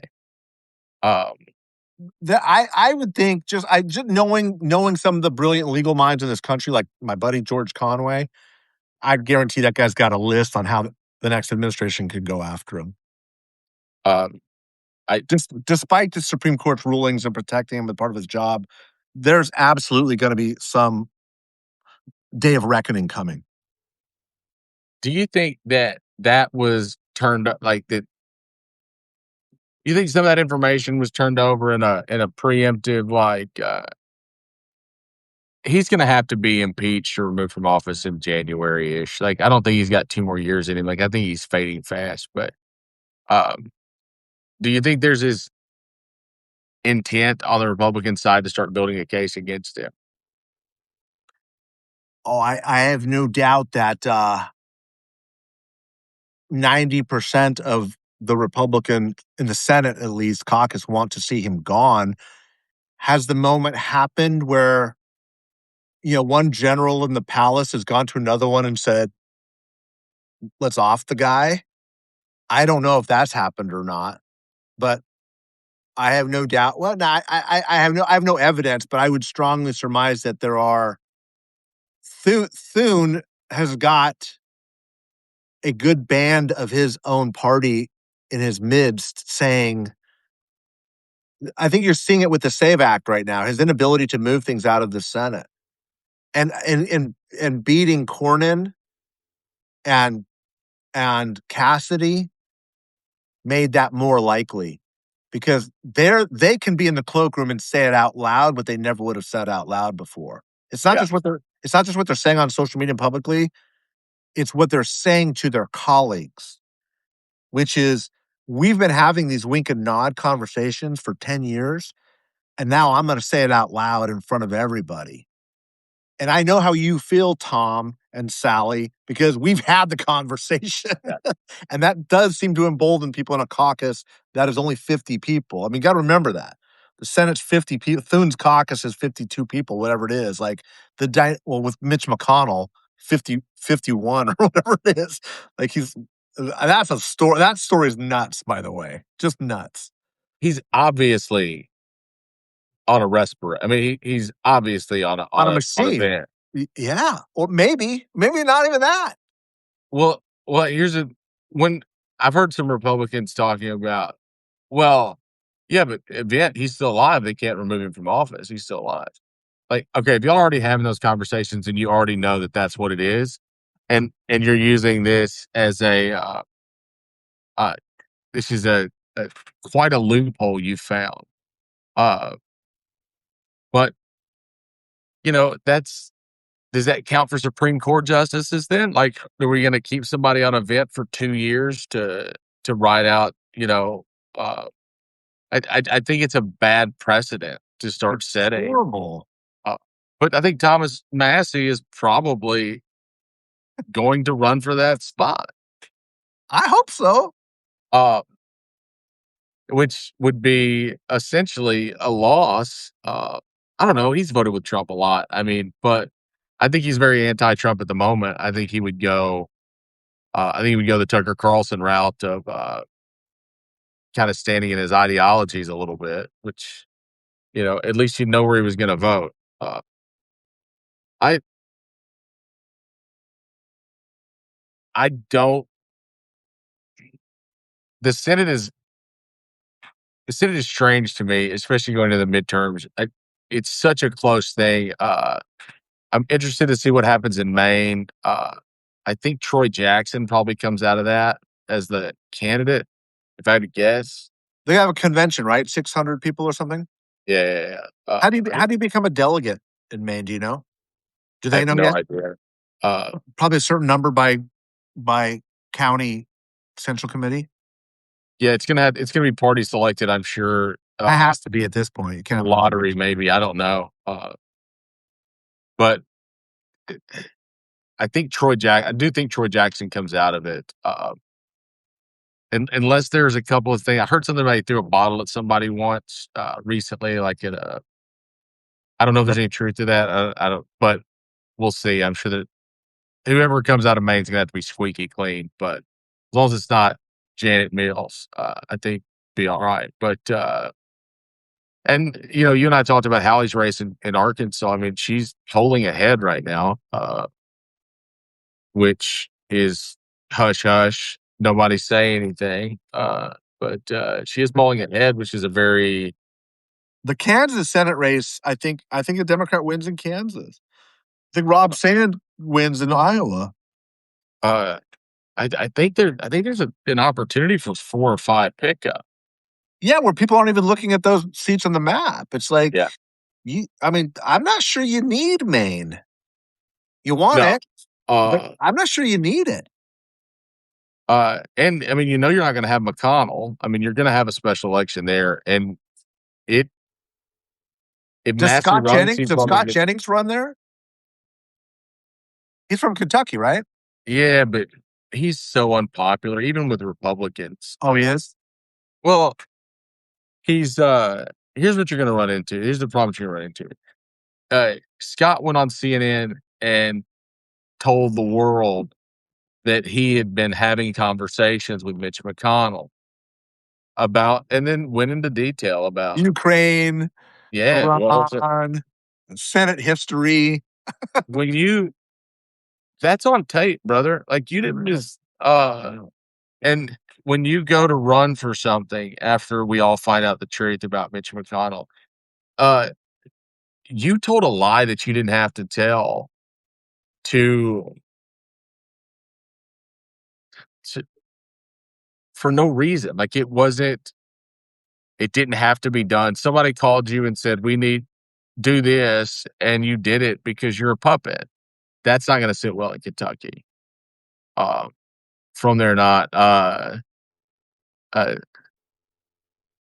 think there's a lot of distaste in that sort of institute, even on the Republican side. I was really surprised that Massey lost his primary. I guess I shouldn't be. I mean, but I don't think Scott Jennings has a chance in hell. I don't think he wants it either. No, That's real work, and Scott likes to sit down and argue with Adam Mockler a lot. Like that's his thing. that's his thing. I also don't think he's sharp enough from a policy perspective to really. Uh, all of his stuff is economics, and he's not very good at it. He just makes a lot of Kevin O'Leary points about uh, everybody's rich and the Dow's at 55. It's like every president in the modern stock market era has seen uh, a record high Dow. That's how it works. It just keeps going up because that's the only way these people keep their money. Like it's they pump and dump or they artificially inflate it. It's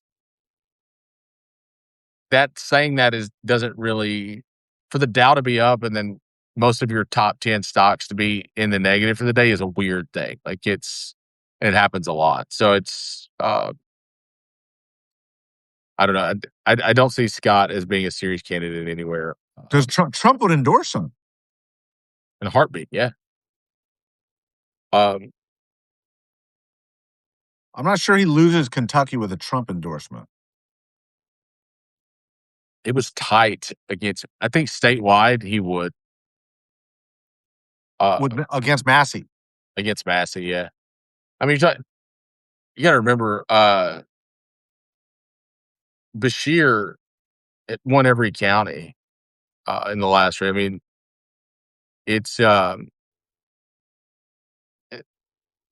think that the Trump candidate, that former SEAL, did well in a small count where you can really control the messaging and focus that much money into one small race. If you're trying to do statewide, that's you're gonna times 10 on that bill. I just don't think it works. And you're gonna have to support Scott Jennings. Uh, and so He's got to get good ratings for CNN, right? They have him there all the time. Is he like the heel? He's like the villain that people love to hate. The Spencer Pratt. The he's on that. He's the Republican side of the table with uh oh, what's her name? Uh,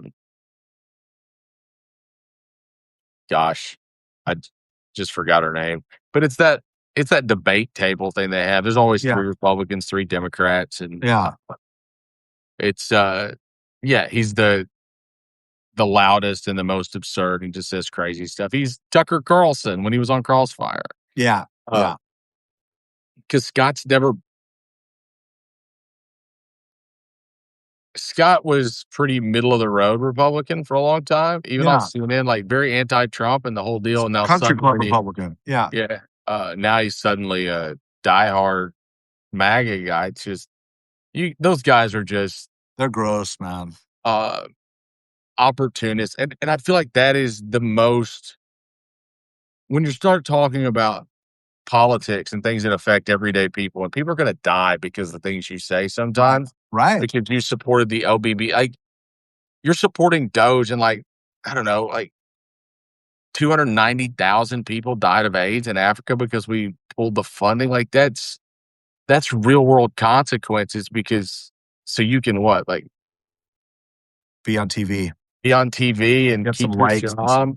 Yeah. Uh, and that's disgusting to me. Yeah. Truly. Truly. Uh, if we were talking about real policy and like debating uh, uh, uh, debating how we should arrive at things for the betterment of everybody or the betterment of people, yeah, let's fight, let's argue about it. Uh, but to be a shill for billionaires to make more money at the exploitation of you know poverty-stricken areas, other places in the world, and removing the resources. Our only real true goodwill to the world was USAID, and we just Took it away. destroyed it. You should read Regime Change. Is it good? It's I hate that they sat on that for that long. Like that's the thing that makes me the maddest is they sat on all that information to do the book deal. Um, but it is like the way Doge came about, and when they talk about how we have first of all, we conflate wealth with not with wisdom in this country in a way that is crazy.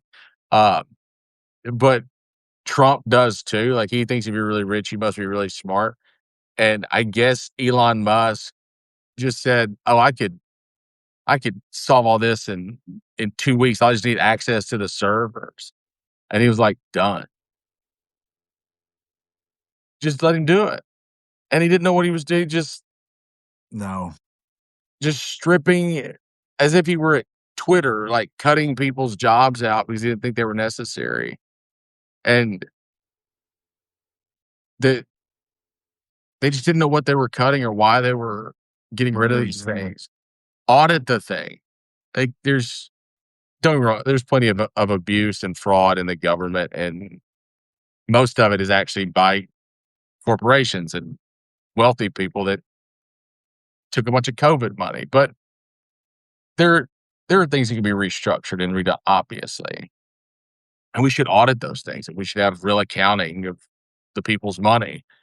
But to just go in and Bulldoze it. arbitrarily just it's why we're dealing with this screw worm thing right now in Texas. It's because they bill it as, oh, we're doing research on sterilization of flies without reading the rest of the report. Uh, it's uh, it's otherworldly, but you should read Regime Change or get it on audiobook. If you're traveling, get it on audiobook and listen to it. It's real good. It's good, huh? Yeah.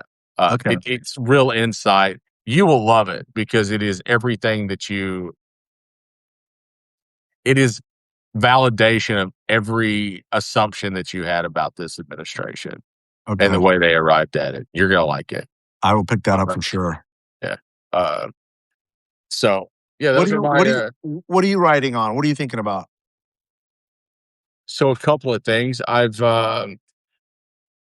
was just commissioned by the Bitter Southerner to do a piece on my view of America at 250 years, not just the South, but America as a whole. And so I am really trying to stretch my legs on it and do more of a storytelling aspect of it than just like clinical. Like this is politics. I want to I want to really get to my roots of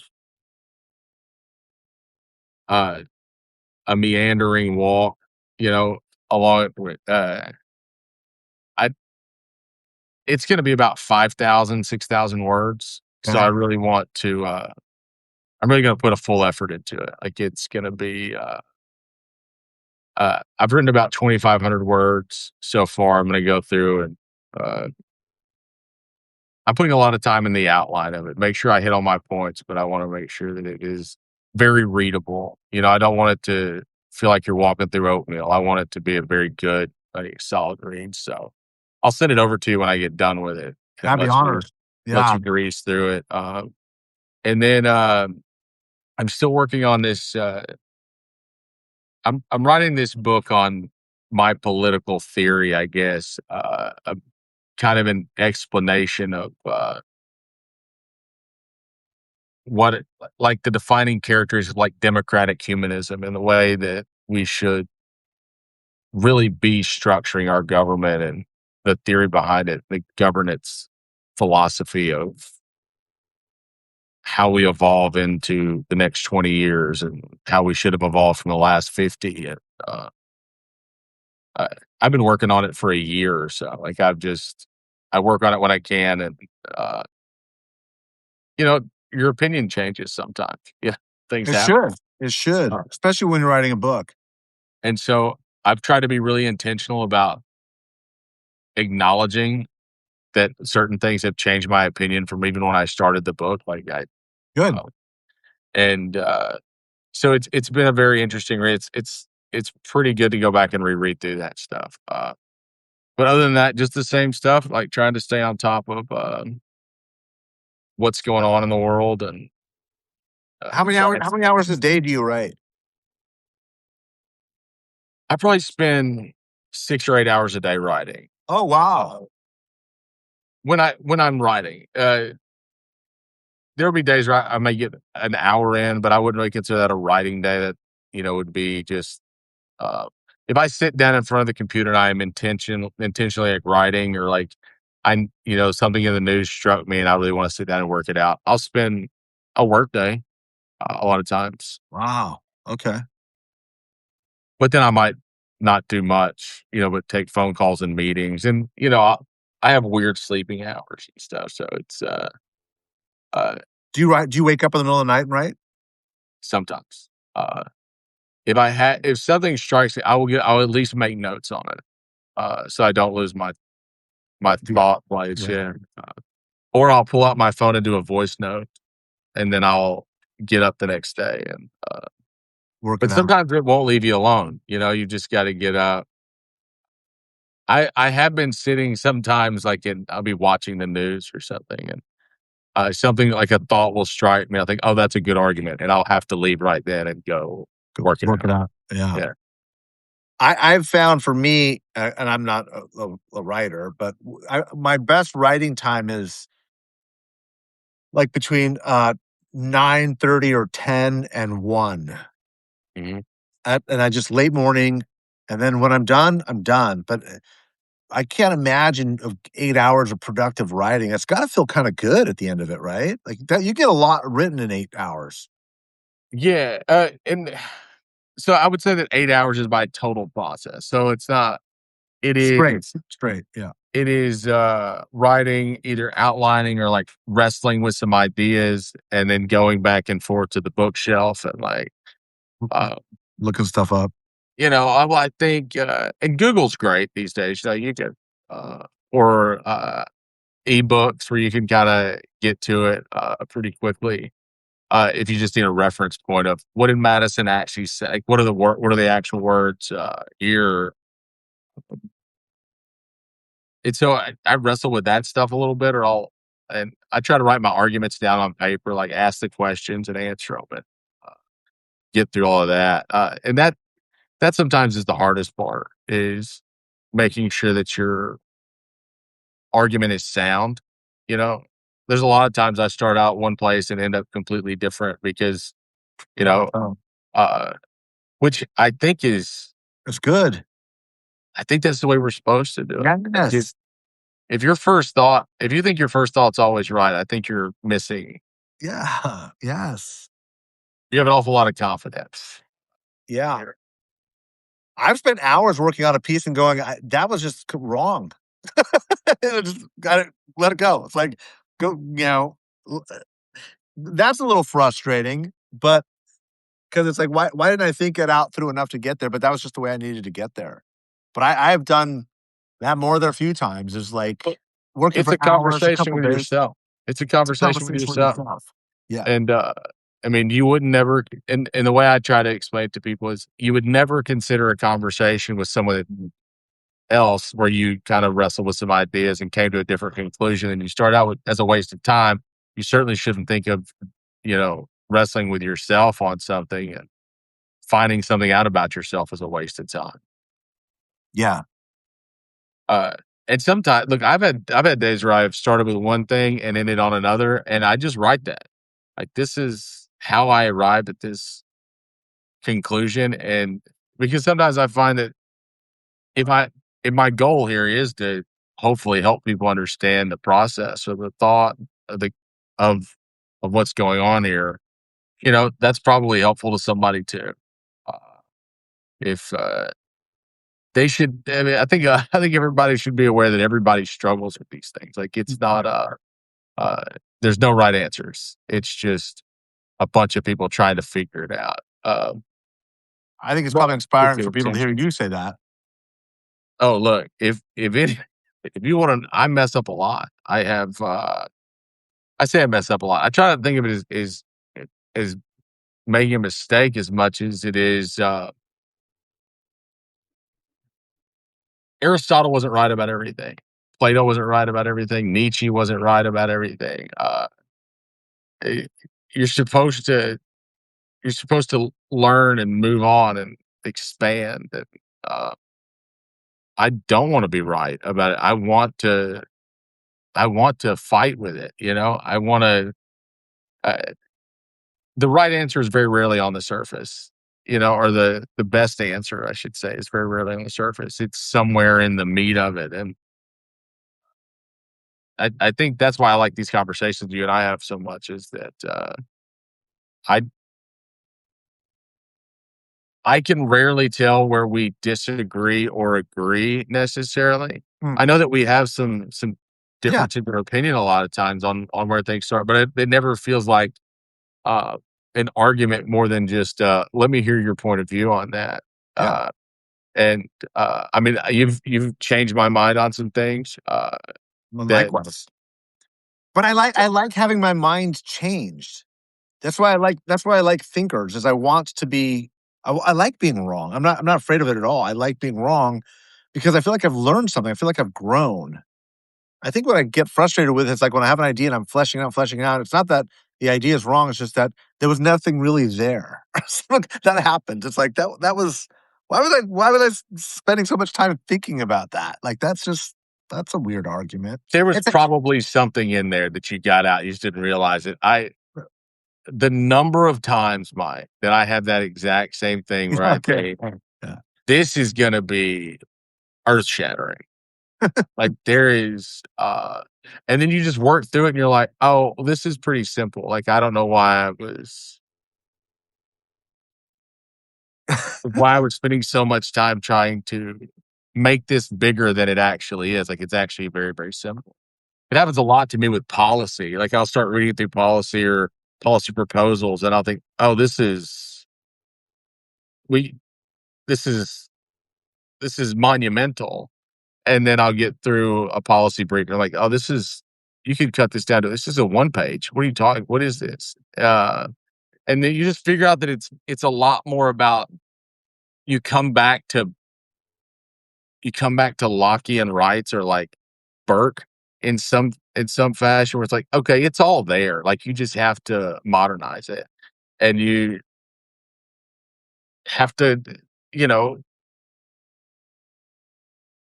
manipulate this idea in a way that it makes more sense for what you're working on. But you know, it doesn't really come down to AI or does it come down to is it a tech legislation or regulation? It still always comes back to I'm working with a group on AI regulation and legislation right now, and I find myself thinking this is gonna be a very difficult, like, I'm trying to read previous tech legislations and get it's like, this is really just shield or cage stuff. Like, this is very simple. So I feel you. Like, I spend a lot of time overthinking it just to find out that it's the reduction of it is what are we protecting? Are we expanding liberty or are we constraining it? And just answer your questions and keep moving. Just Uh, keep going. Yeah.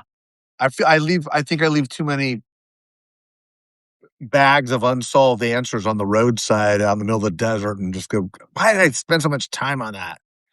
Well, you're intriguing to me in that you are both a policy wonk and a philosopher, and you're able to write eloquently on both.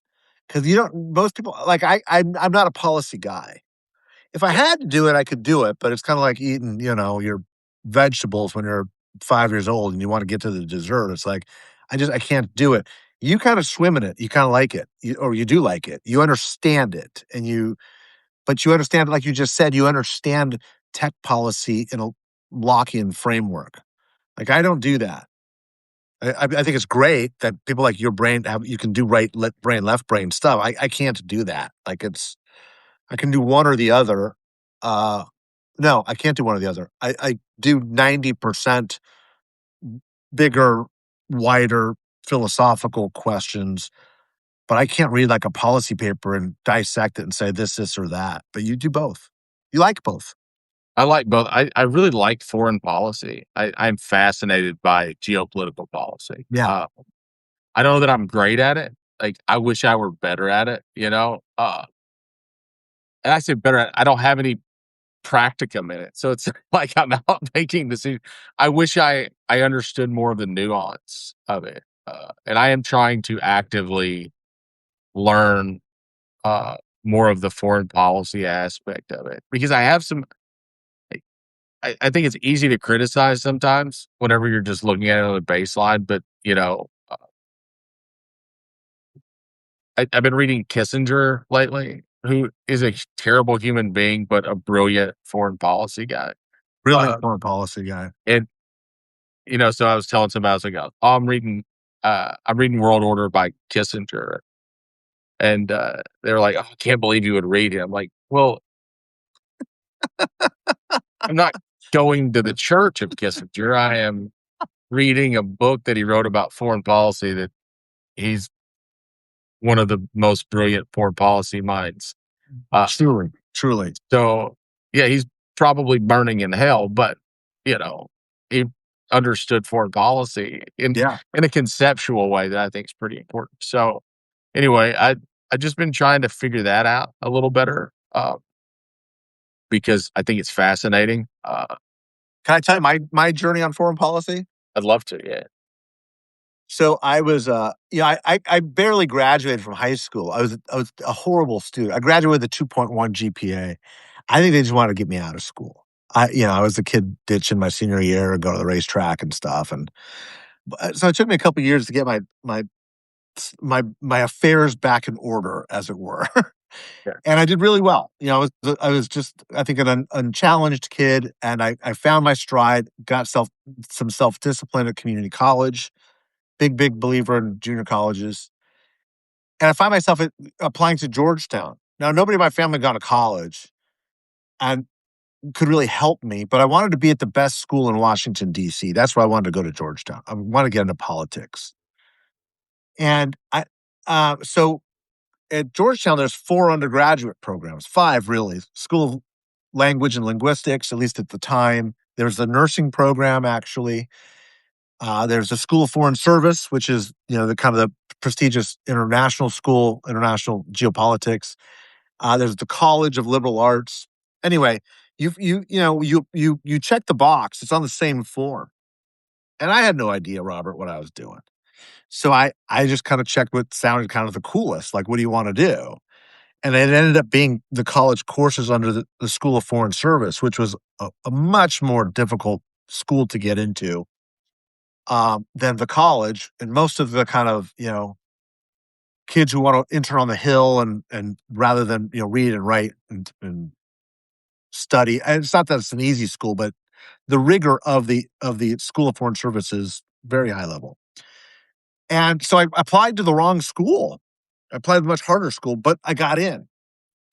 And so most of my the good news is we also when you go to Georgetown, the undergraduate program is they go by their letters, by their acronyms. And School of Foreign Service was SFS, and we call the SFS Safe from Science because it's one of the few undergraduate programs that literally has no math or science requirement. None. You don't have to take any math. And thank goodness, because that was my Achilles heel. Um, but I understood because I was fascinated by history and would just read as a kid a lot of foreign affairs, a lot of it. And so it served me well because, these were, very well educated kids who had much better, quantifiably better, educational training than I did. But I could keep up with them, and I was fascinated by geopolitics. That's the school where Bill Clinton went, the School of Yeah. Foreign Service. And it's where a huge number of our diplomats are educated and trained. And so I ended up, going through a very, very, very rigorous geopolitical program, even though it wasn't what I wanted to do. But boy, has that served me well over the years. I still subscribe to Foreign Affairs magazine. Haven't opened it yet, but I keep them all like in my library, right? Along with should have been one of my recommendations, but my Henry Kissinger's On China I know. book, which is a great read. Um, so I still read. How do you think how do you think Kissinger's thoughts on China hold up I think quite in well. that film? What have you read it? Mhm. What did you think? I think his outlook is remarkably astute for when he wrote it. 'Cause I think we're probably hitting that, his predictions, like, kind of right now, uh, which surprisingly, the idea that he wasn't that those sort of thoughts of, like, "This is where we're gonna end up," were taken more seriously in policy structure, over the last 20 years is, but I have some odd feelings on China. I think that I think that having them as a more strategic partner, economically would have been smarter instead of villainizing, uh, for the sake of military power. So I think we missed an opportunity.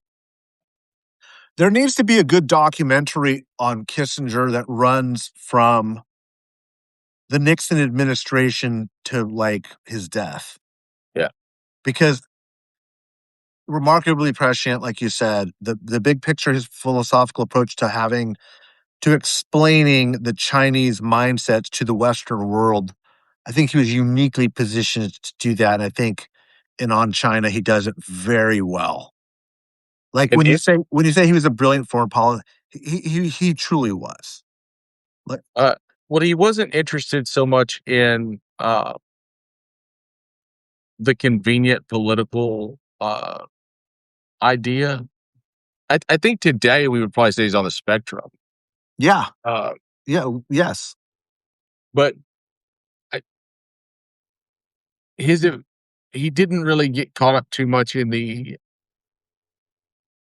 political, partisanship of it. Like, it was very direct and, like, this is, but I don't think today that people understand the Chinese mindset, which I don't think has changed that much, to be honest, from what Kissinger wrote.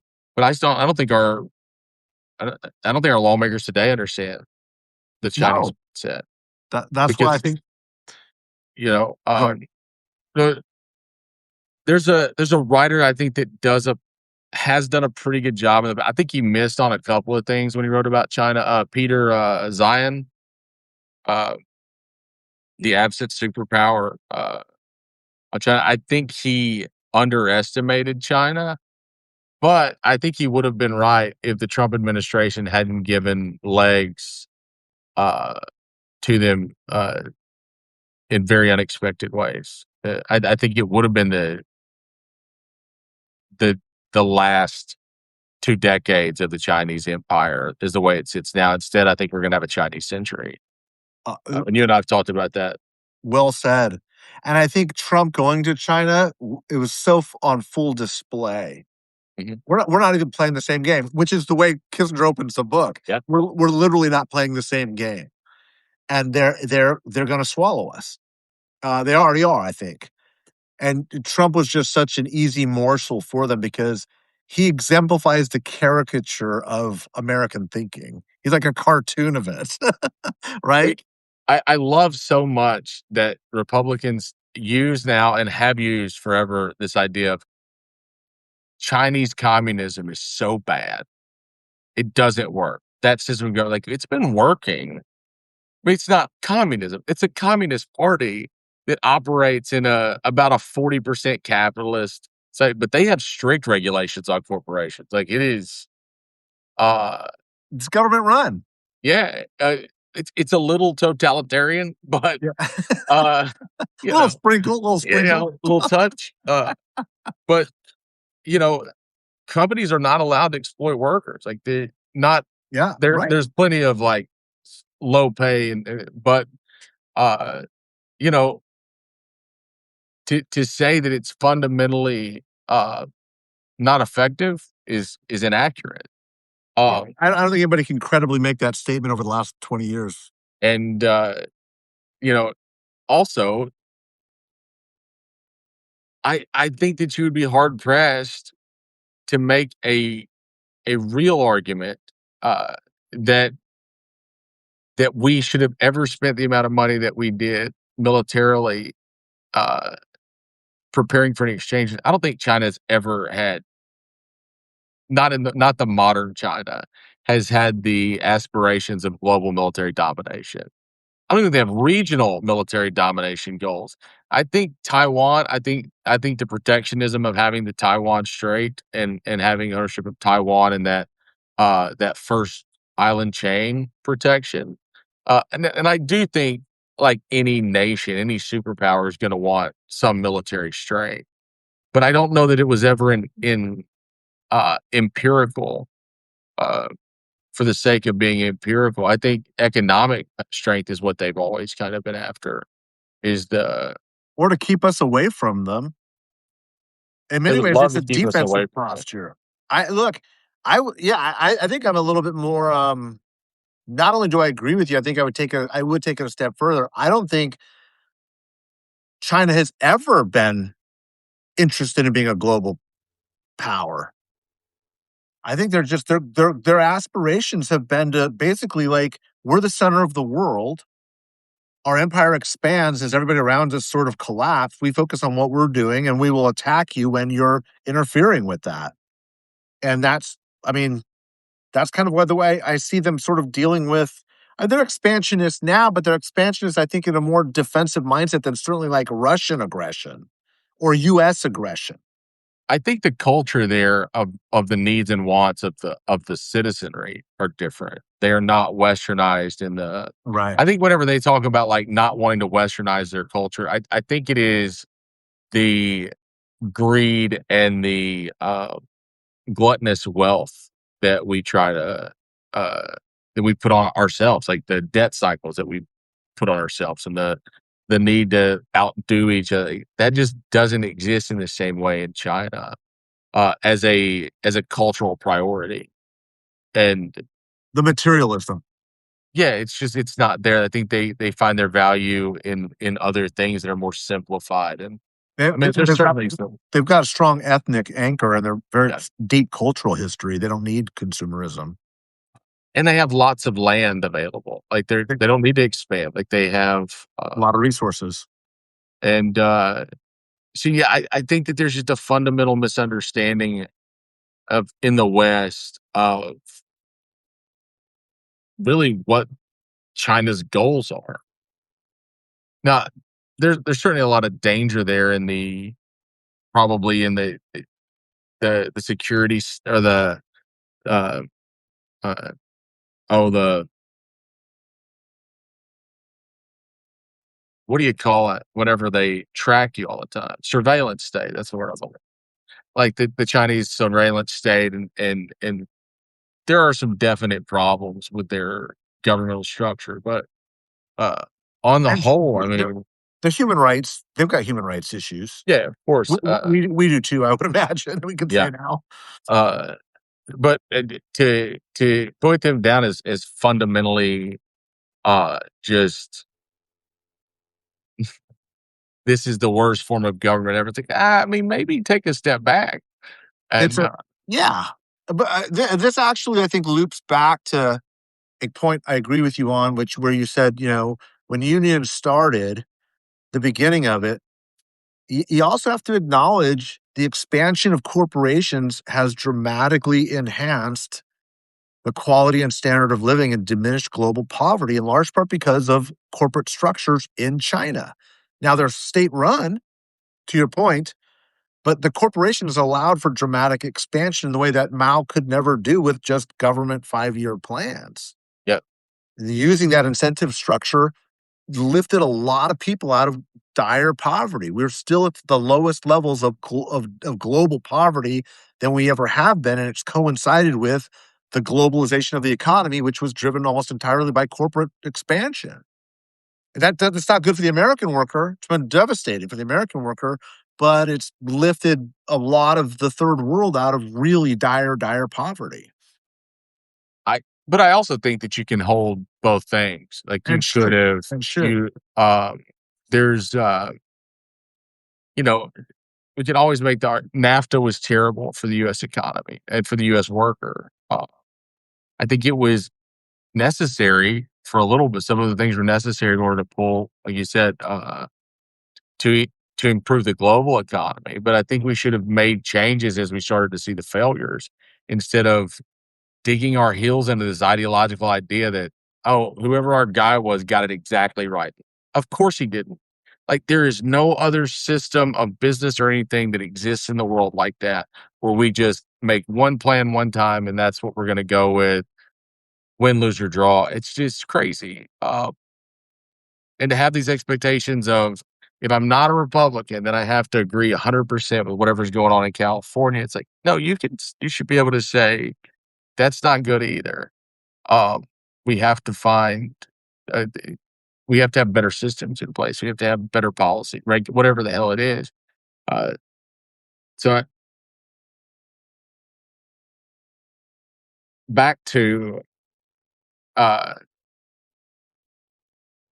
just the understanding that we lack on how any of these outside systems work. Like, and this is a long thread to go back to.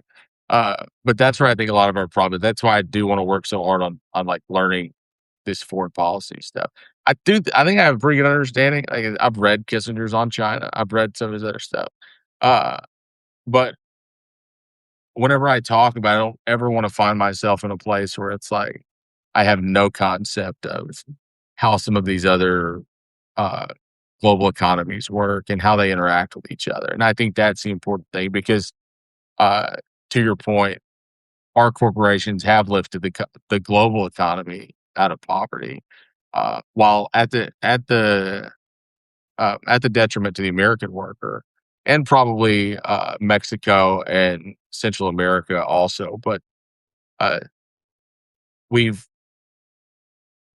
we haven't done, I don't think, all that we could have done to pull the rest of the world out if we had worked closer with not just our allies, but some of the other China or whatever to continue pulling Africa and some of those. Uh, I hate to use the term third world, but some of those really Developing. deeply developing nations out uh, that we could have done. I mean, we could have invested there. Oh, and should have. Yeah. Yeah, Yeah, no question. Yeah, you're exactly right. It's like just because it's done doesn't mean this is and that was so much of the thinking at the end of the Cold War, 1993, 94, when NAFTA passed. Like, this is the highest evolution of mankind. Free markets, democracies don't go to war with one another. You know, the end of communism as we've known it.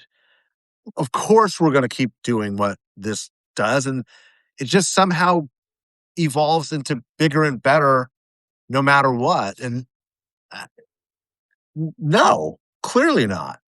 Yep. Clearly not. Demonstrably not. And I think that the whole from 1989 to I think it was really 2014. I think it was when Russia invaded Crimea was the end of the post Cold War era. It needs a name. Um, maybe that's the name, but that when America was just so oblivious, it didn't know why it won. First of all, I think that's what we're realizing. Didn't know why it won, or did we win? Did we win, or did the Soviet Empire lose? Two different things, right? And why did it lose? And we just believed that this was the this was the omega point. This is the way it's going to be forever. Like America has become America, and we were the victors, and we're always going to be, and it's all going to be the land of milk and honey and rainbows and unicorns, man. And that's of course. Well, I think it's hard to say that you won anything if there's uh, no actionable thing done. Like it's not that.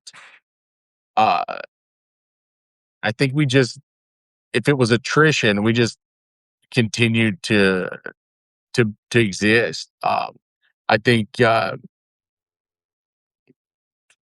USSR wasn't able to sustain itself. Not its Right. poverty got the best of him.